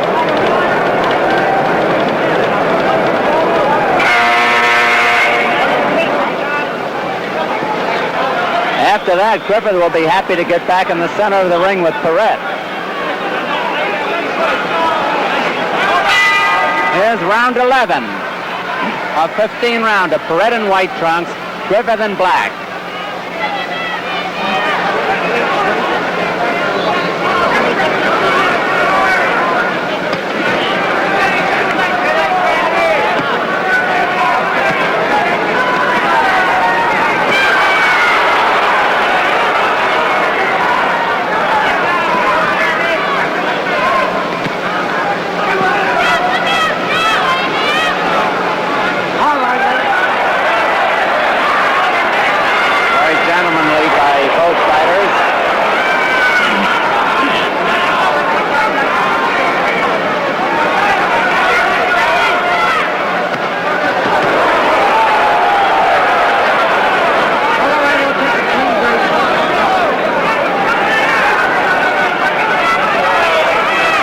Left in round 11.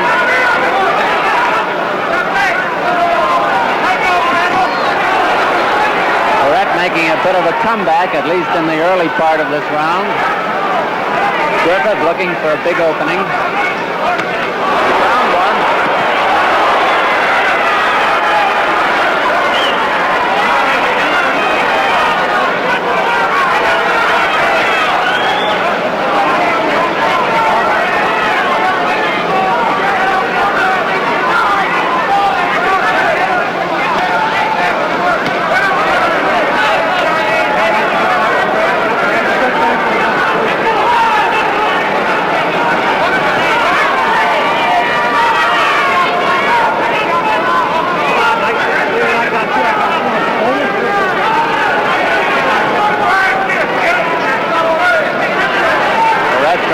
Over a big one as he did in round 6. 1 minute left in round 11.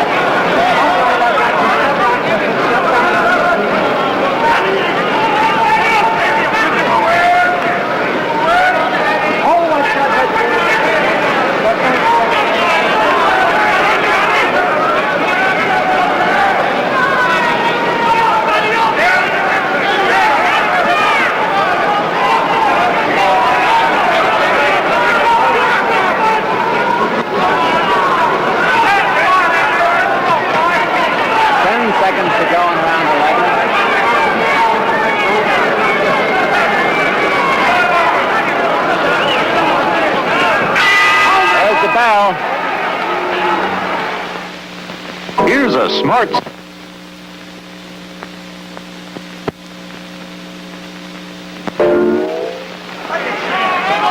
Coming up to round 12. Paret, the champion, white trunks, Griffith in black, in case you joined us late.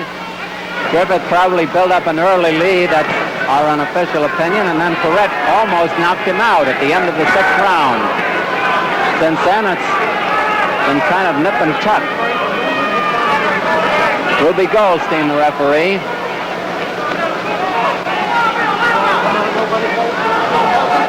All right.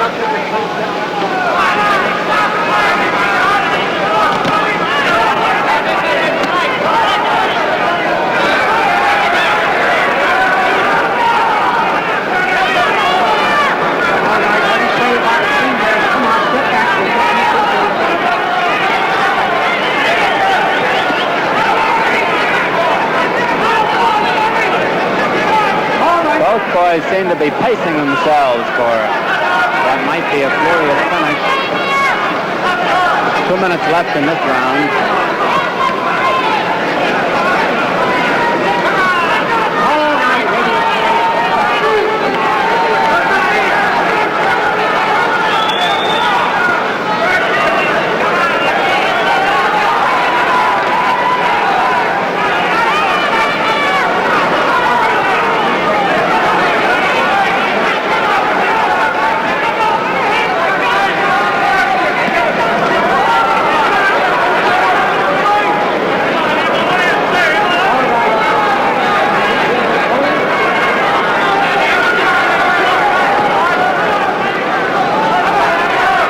Probably the tamest round of the entire fight. Not there. There's Paret was blocked again. Griffith blocked him.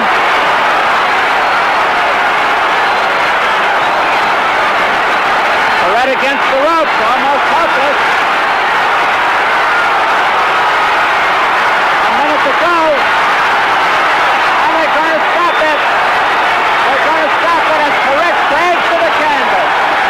Paret goes down from sheer exhaustion. Look at him there. As his head has put his mouthpiece out. Dr. Schiff is coming over to look at him. Paret has collapsed from exhaustion from that beating on the ropes. And Dr. Alexander Schiff of the commission is trying to get at him.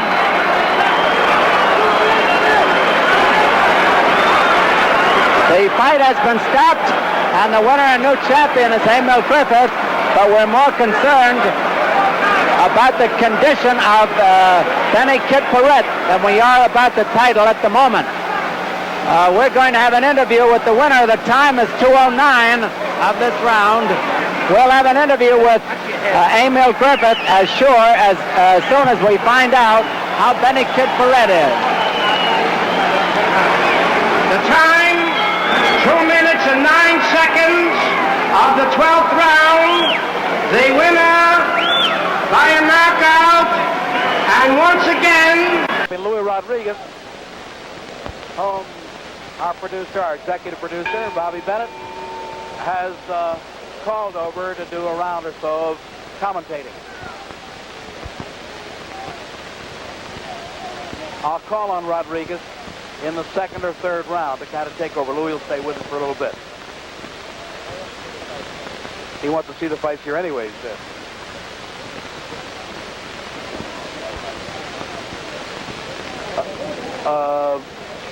Ramos, a very good-looking boxer to watch in action. His back is toward our camera.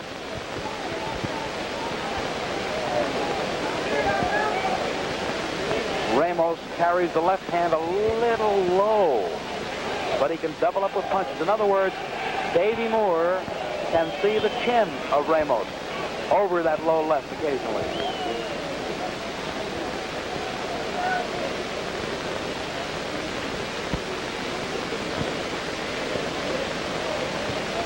Moore, a stalker, and certainly the better puncher, although Ramos can punch.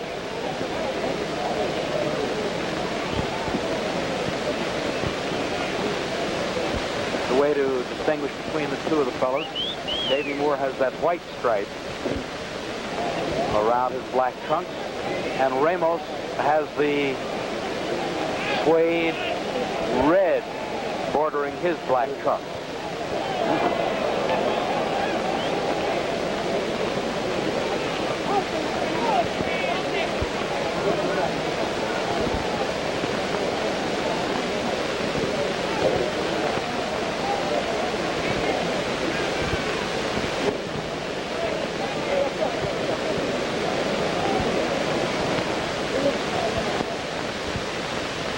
Round one of the schedule, 15 rounds. Ooh!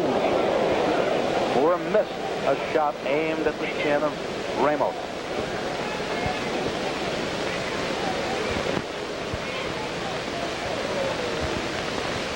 Incidentally, Ramos is one of 11 fighters who was fortunate enough to get out of Cuba. Rodriguez was another one of those 11. Was able to leave Cuba under their present regime.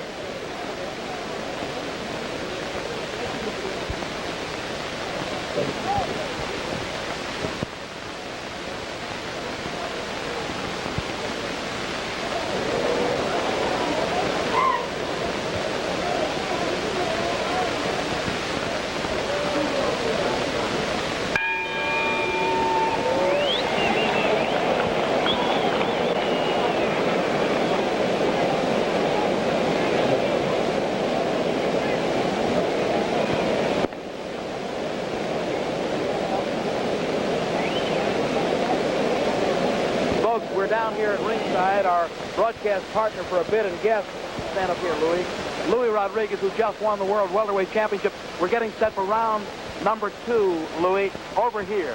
A cross shot right over here to our cameras. Louis, tell us, do you think your stablemate, Ramos, can beat Davey Moore tonight? I think he's going to beat Davey Moore tonight. You really do? Yeah. Why? How will he do it? He feels real great. He feels happy because I won the title. And I think anyway he's going to win. All right, you stay right with us and call some of the shots. Yeah. Thank you, Louis Rodriguez. Right. Thank you.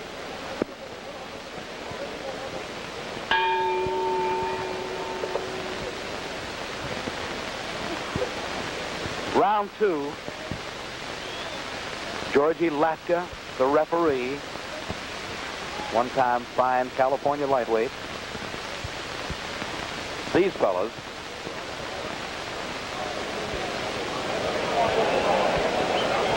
we'll try to get Emile Griffith over here, too, at the end of this round.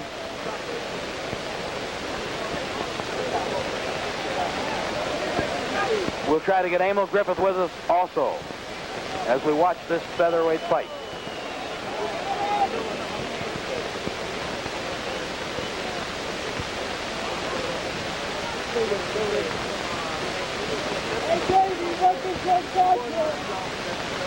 The voice you hear in the background is Griffith trying to talk to Rodriguez and vice versa. We'll pick up some of that conversation in a little while. They're talking about a rematch right now. We'll get Emile and Louis on a little bit. We just talked with Louis. Meanwhile, let's get back to this one. This is a good one.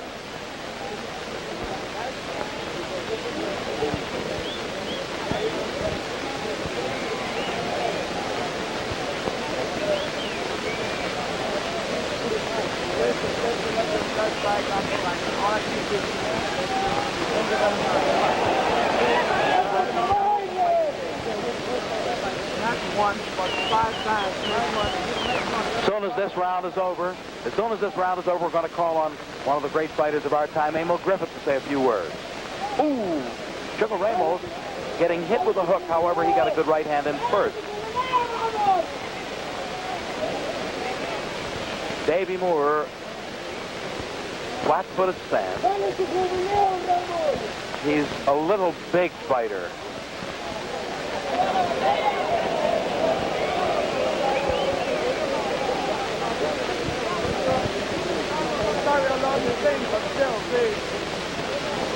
Beautiful shot by Davey Moore. He might have hurt Ramos. The double right hand, Davey's best combination. But Ramos, ooh, and a good left hook on Ramos Kim. And Ramos rallied back, ladies and gentlemen. They've exchanged right hand bombs with exactly 35 seconds to go in the second round. There's a slight abrasion under the right eye of Sugar Ramos.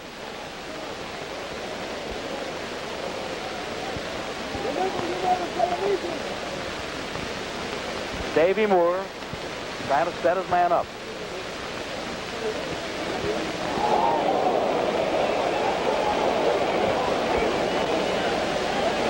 Beautiful left hooks on Moore's chin. They were beautiful.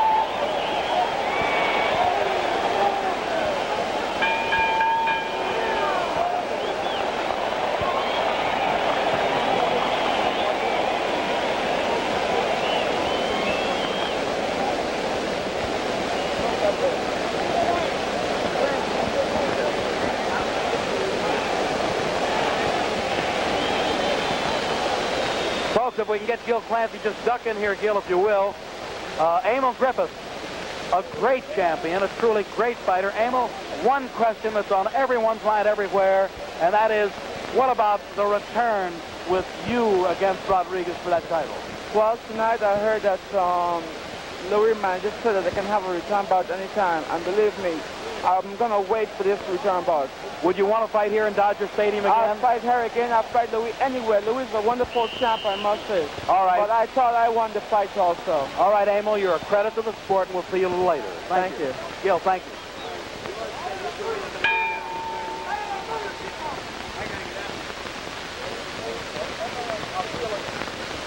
you. Round 3. Thank you, Emile. We're keeping Louis with us.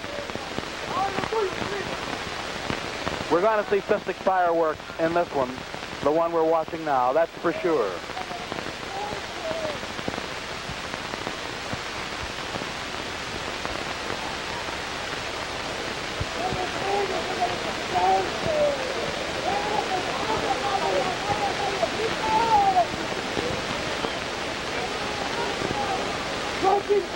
We're early in round 3, and little Davey Moore, I call him little, they're both about the same size. They have identical weight of 125 1/4, but he's a little fellow with a big punch. Davey Moore, flat-footed stance, wants to get that bullet-like right hand. He whacks under the heart, and then he follows up on the chin. If he gets that on the spot where it's aimed, there's a good right uppercut. He has more power than perhaps any fighter in the business under 150 pounds.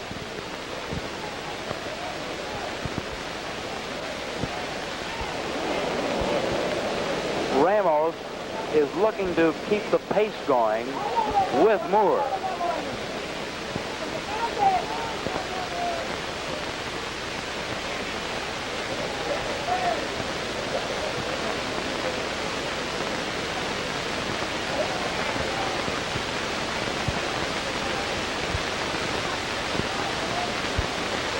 We'll notice, if we look closely, that Ramos has what we call, in describing a fight, a sneaky left hand. In other words, he changes the pace of the left hand. Sometimes it's fast, sometimes slow, sometimes straight, and sometimes wide. Moore's trying to get those big right hands in, though.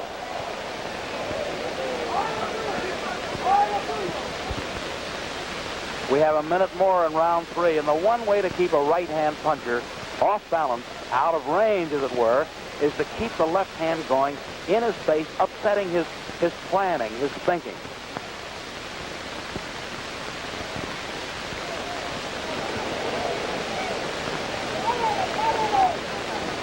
George Latka yells, "Let's get out." Half minute to go in round 3.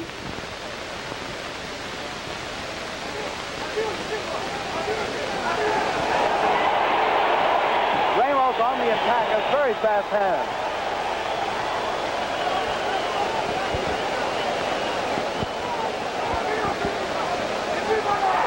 Beautiful exchange. Ramos was hurt with that short hook. Man, this is punching.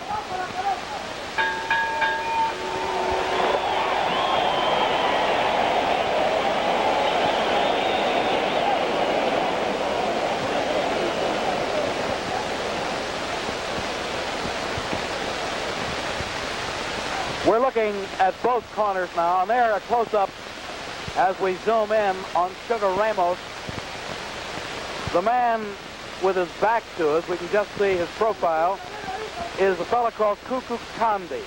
His story, getting away from Cuba, he was the top sports announcer in Havana, and he has an interest in the 11 Cuban fighters that he helped to escape from Fidel Castro. Angelo Dundee again, who won the world title a few minutes ago with Rodriguez. Angelo Dundee is talking to Ramos, and they're motioning to the fans upstairs in Dodger Stadium, let her go.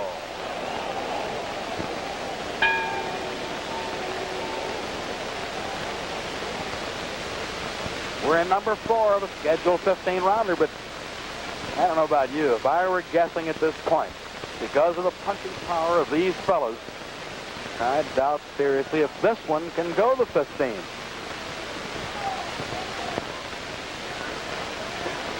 Ooh.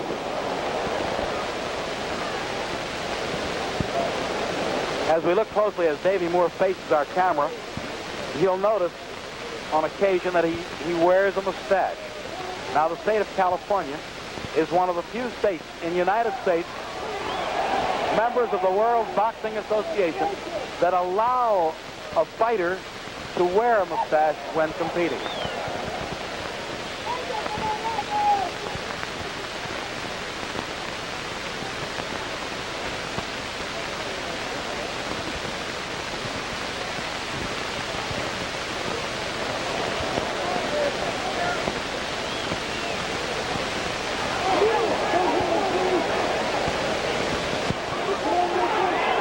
Beautifully blocks every shot with arms and elbows.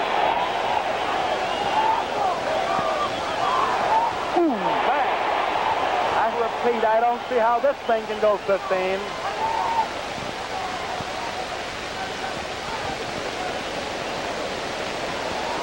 Halfway through round number 4.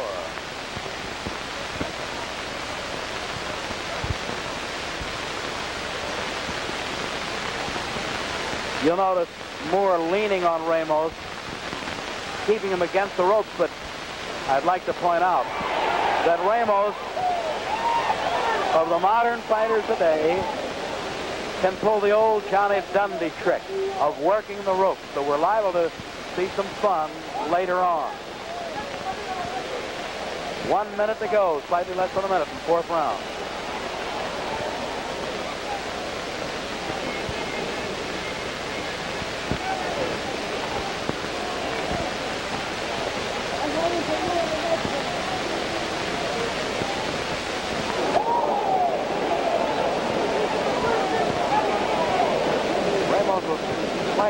Shaken up.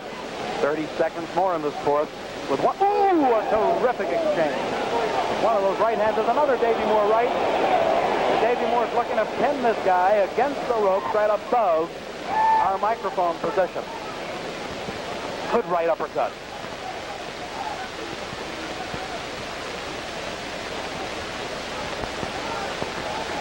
Ooh, and another right hook that time.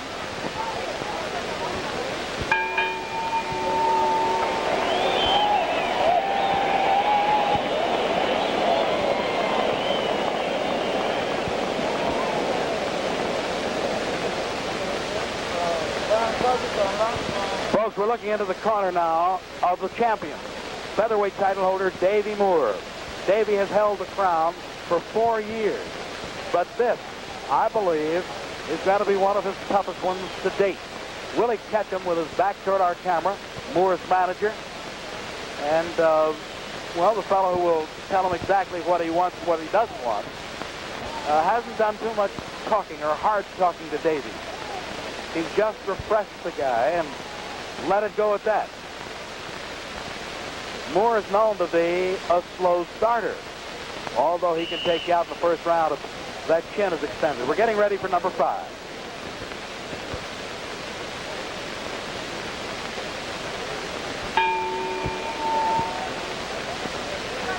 Number 5.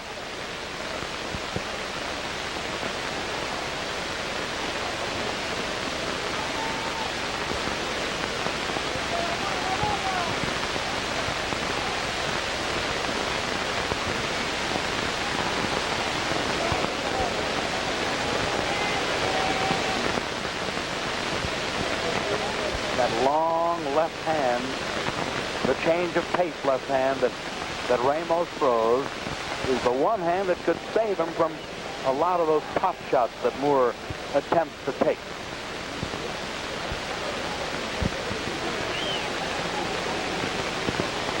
All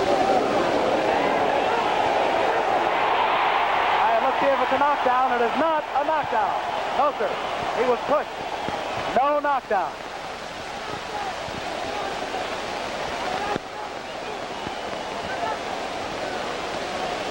A knockdown in any given fight is at the discretion, up to the discretion of the referee.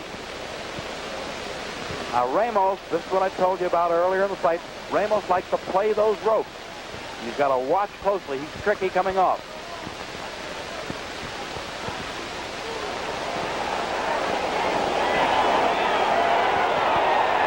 Moore lost his mouthpiece. Davey Moore lost his mouthpiece. He was hurt. No, they threw it. Yes, it is. It was Moore's mouthpiece. Hurt with a right uppercut. And another good right hand. Another good right hand.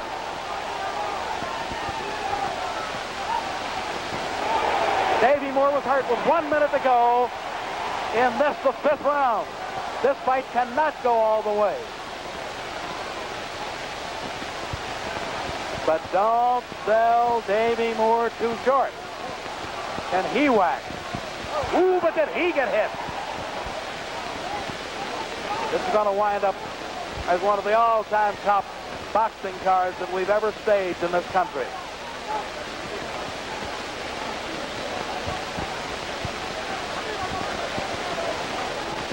"35 seconds to go on the 5th. Davey Moore on the right. Sugar Ramos on the left. Sucker punch hit Moore. A sucker right hand, a lead. A right hand lead has been hitting Moore. Tried it again. Closing seconds of number 5.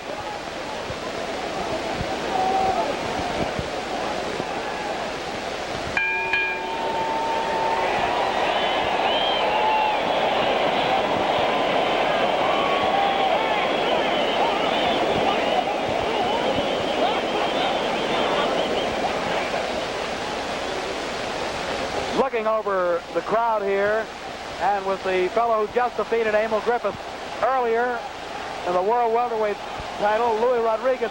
Louis, we're going into number 6. The crowd's yelling. The Latins are cheering. Who's ahead right now, in your opinion? Oh, the fight is even. Even? Yes. But I don't think it got 15 rounds. I just said that 2-3 rounds ago that it can't go. Why do you feel it will not go 15? Because both fighters hit real hard. They're good punchers. Yeah, good punchers. All right, Louis, just sit by. I see some of the British promoters trying to talk to you, but I heard eavesdropping you might give this fella a return bout. Oh, yes, I'm going to give him the return bout.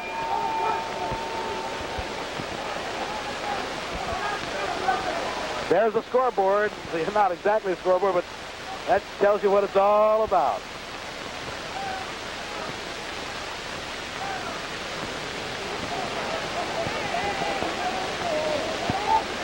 Davey Moore on the right.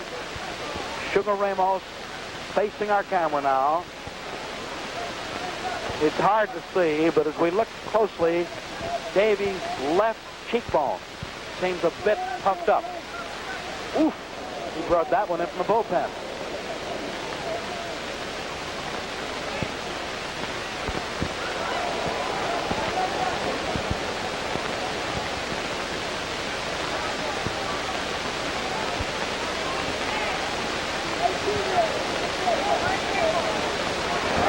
Moore was hurt with a grazing right hand.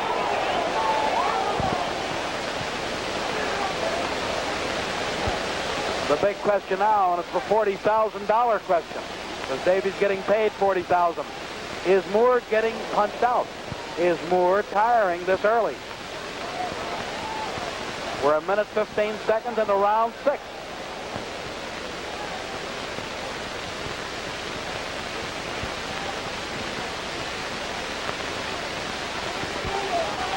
The featherweight champion has had breathing problem tonight. He lost his mouthpiece on one occasion in the previous round, and I notice now that Davey, with his back toward our cameras, has some blood coming from inside his mouth. So either one of the lips has been cut or there is some internal cut around the mouth.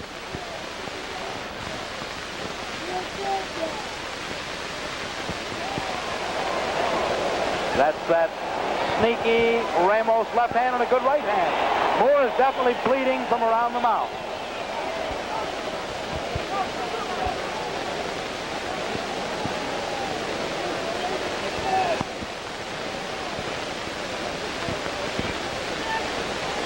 I wonder if you've noticed, as we have here at ringside, that George Latka, the referee, has had to do very little breaking from the clinch of the fighters here.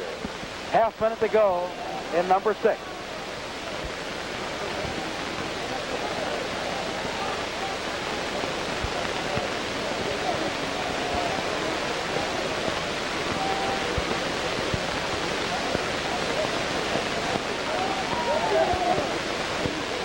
Seconds remain in the 6th round. Only seconds.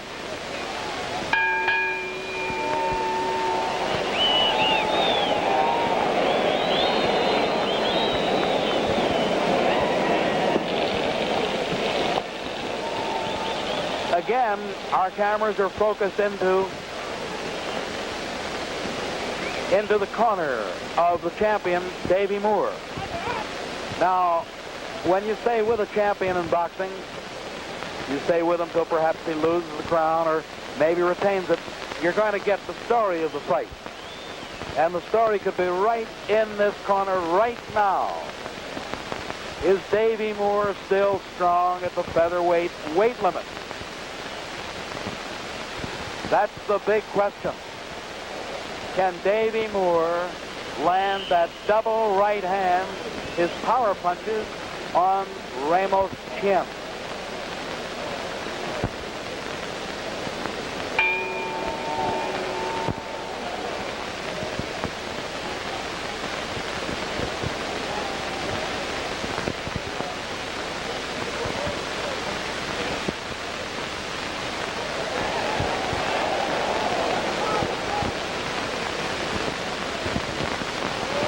Davey's definitely going to try to get those power punches in if he can, but look out.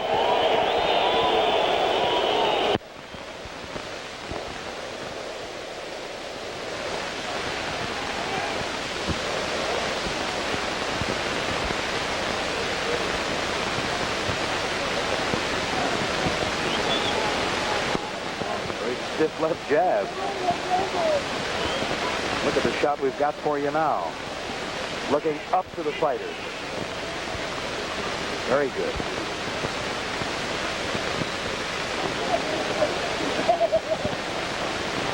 Give you a different camera angle. Moore is looking to get this fella to stand right in and punch with him. We're 1 minute 15 seconds into round 7.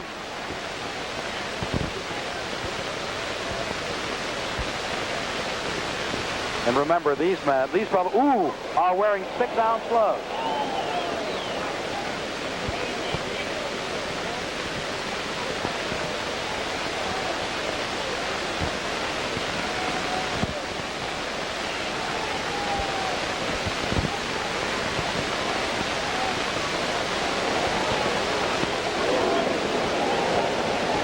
can punch with either hand, too.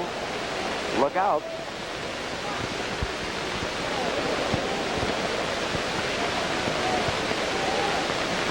A minute to go on number 7. 4 or 5 beautiful jabs, all keeping the champion off balance.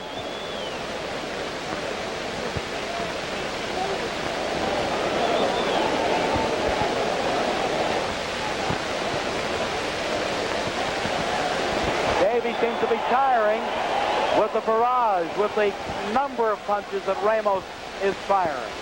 And we have only 30 seconds to go in the 7th round, and again. Ooh, Moore is bleeding around the mouth. But look out. Hold the phone. Hold on, boy. Ramos is hurt. Now Ramos is hurt. Moore wants to set him up. Seconds to go in this round, and then the 1-minute rest.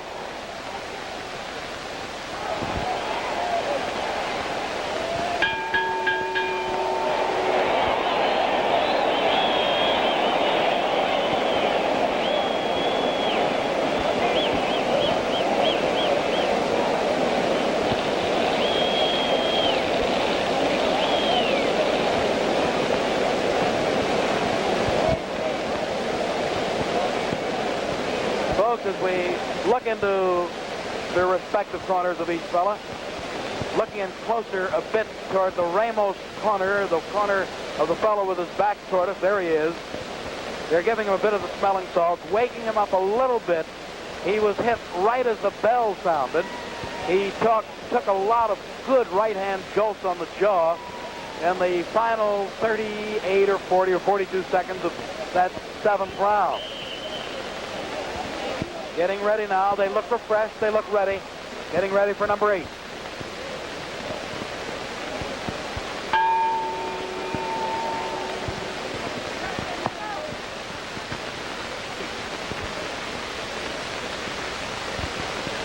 Those jabs are equivalent to a punch. That's sturdy. That's solid.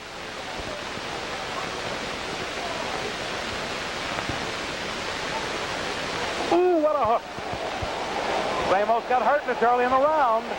It gives more time to uncork the right. There it goes. There it goes. Look out. Look out below. There's the hook.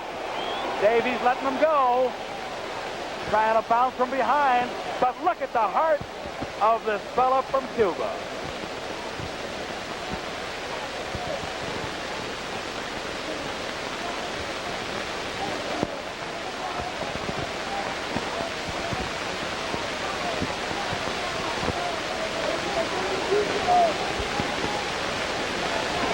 That right-hand exchange was potent.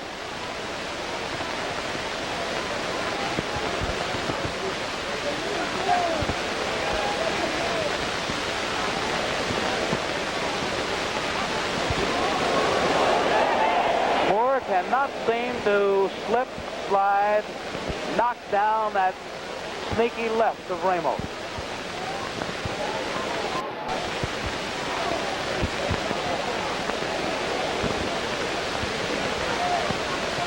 Halfway through this 8th round.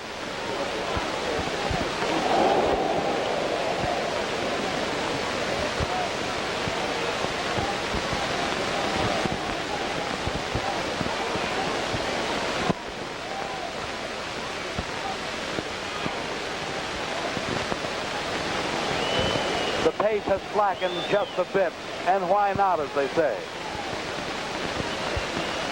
Minute to go in this round. We've got a good close-up for you. Not long range. Look at that left hand. It's really talking.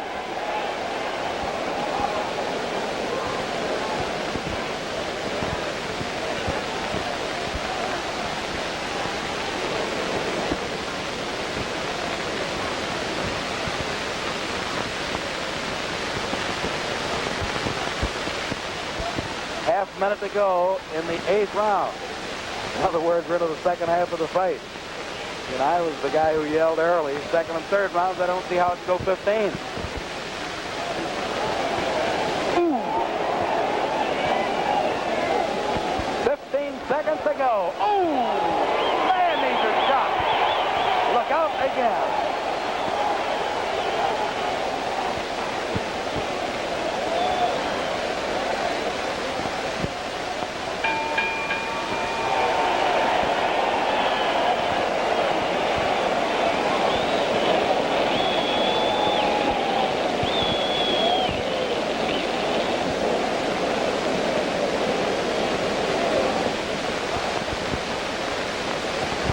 Again, giving you an idea of the ringside crowd. People seem to be enjoying it. We're getting ready for number 9. And as we have a wide shot of the ring, we see all the people here on the infield where the Dodgers will go after the Giants and so forth in just a few weeks from now. Again, let's ask the new world welterweight champion, Louis Rodriguez, going into the 9th. Louis, nice having you sit alongside of us. Who's winning the fight at this point? Oh, same thing. It's still even the fight. It's still even. As a commentator, you're pretty good. Yes.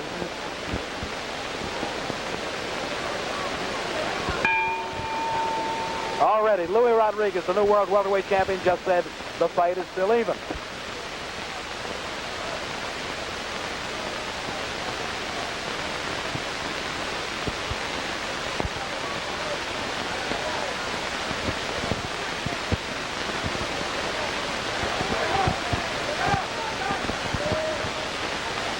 Beautiful double right hand by Ramos.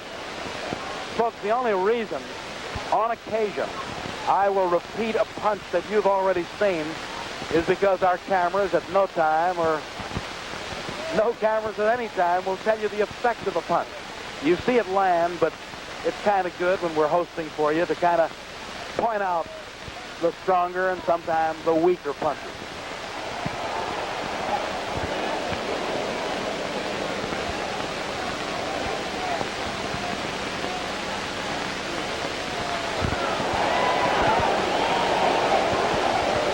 Davey Moore bleeding now from around the nose and the mouth. And the hand that's doing the most damage is that left hand of Ramos. He pumps it. He makes it tough.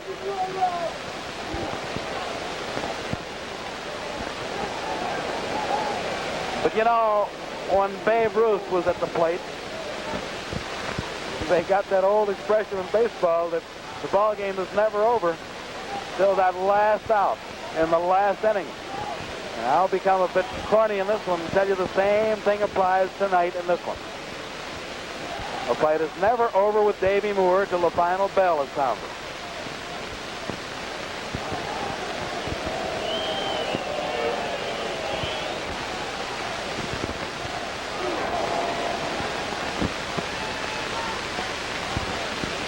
Both fellas, this has been a hard featherweight fight with a minute to go in round 9. Both fellas are puffed up around the face. Ramos under his eyes. Moore around the nose and the mouth. And look out. Sugar is proving to us tonight that he's a two-handed fighter. Most of his points are with that left lead. He can whack you around with the right hand. 30 seconds more in this night.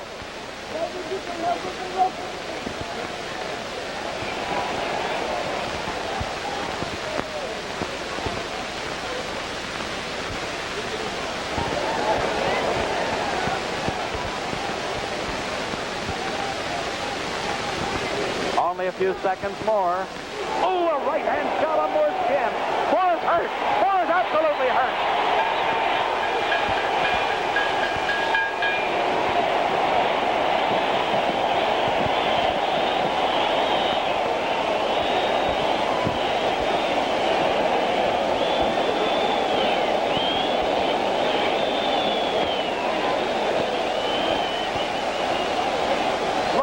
Corner again of the champion, Davey Moore. Teddy Bentham, his trainer, kind of facing us or half facing us from the outside of the ring rope, is working on one of the eyes, the left eye, that certainly looks like it has a hard-boiled egg all around it. It's blown up big. Willie Ketchum, his manager, is telling Davey to go. He's kind of talking to him hard. Eddie Foy III is the third man in the corner. He's holding the ice pack above that eye. Now Ramos with Angelo Dundee talking. Number 10.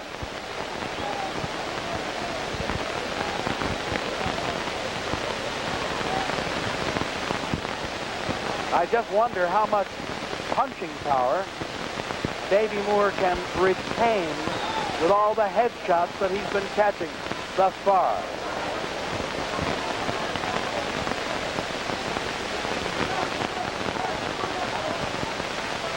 The stinging, pumping left-hand jab and left-hand lead. The mixture of both. He turns it into a hook occasionally, has kept Moore off balance, and certainly has broken the nose of Davey Moore. Davey's having difficulty in breathing. He's been bleeding around the nose.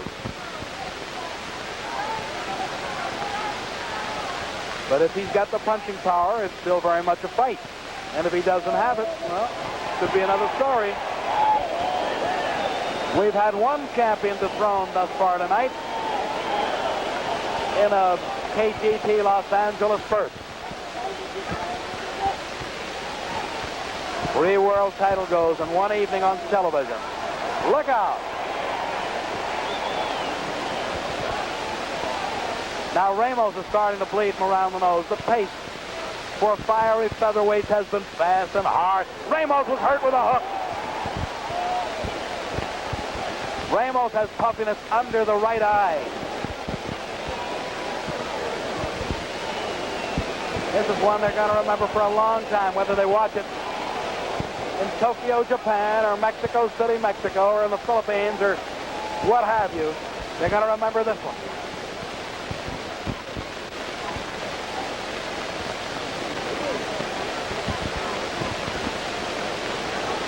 One minute to go in the 10th round.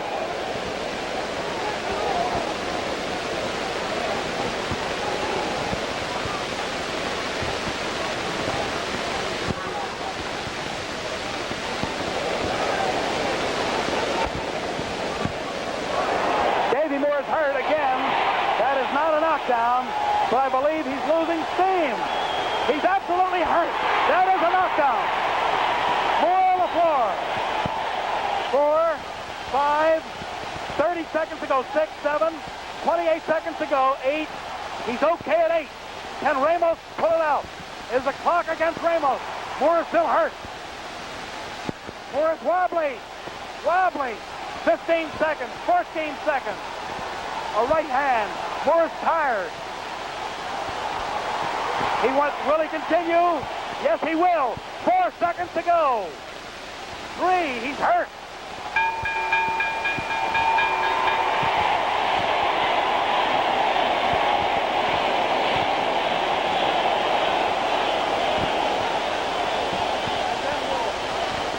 Moore. Folks, we're looking into the Ramos corner. They're confident. There, he's the winner. Ramos wins.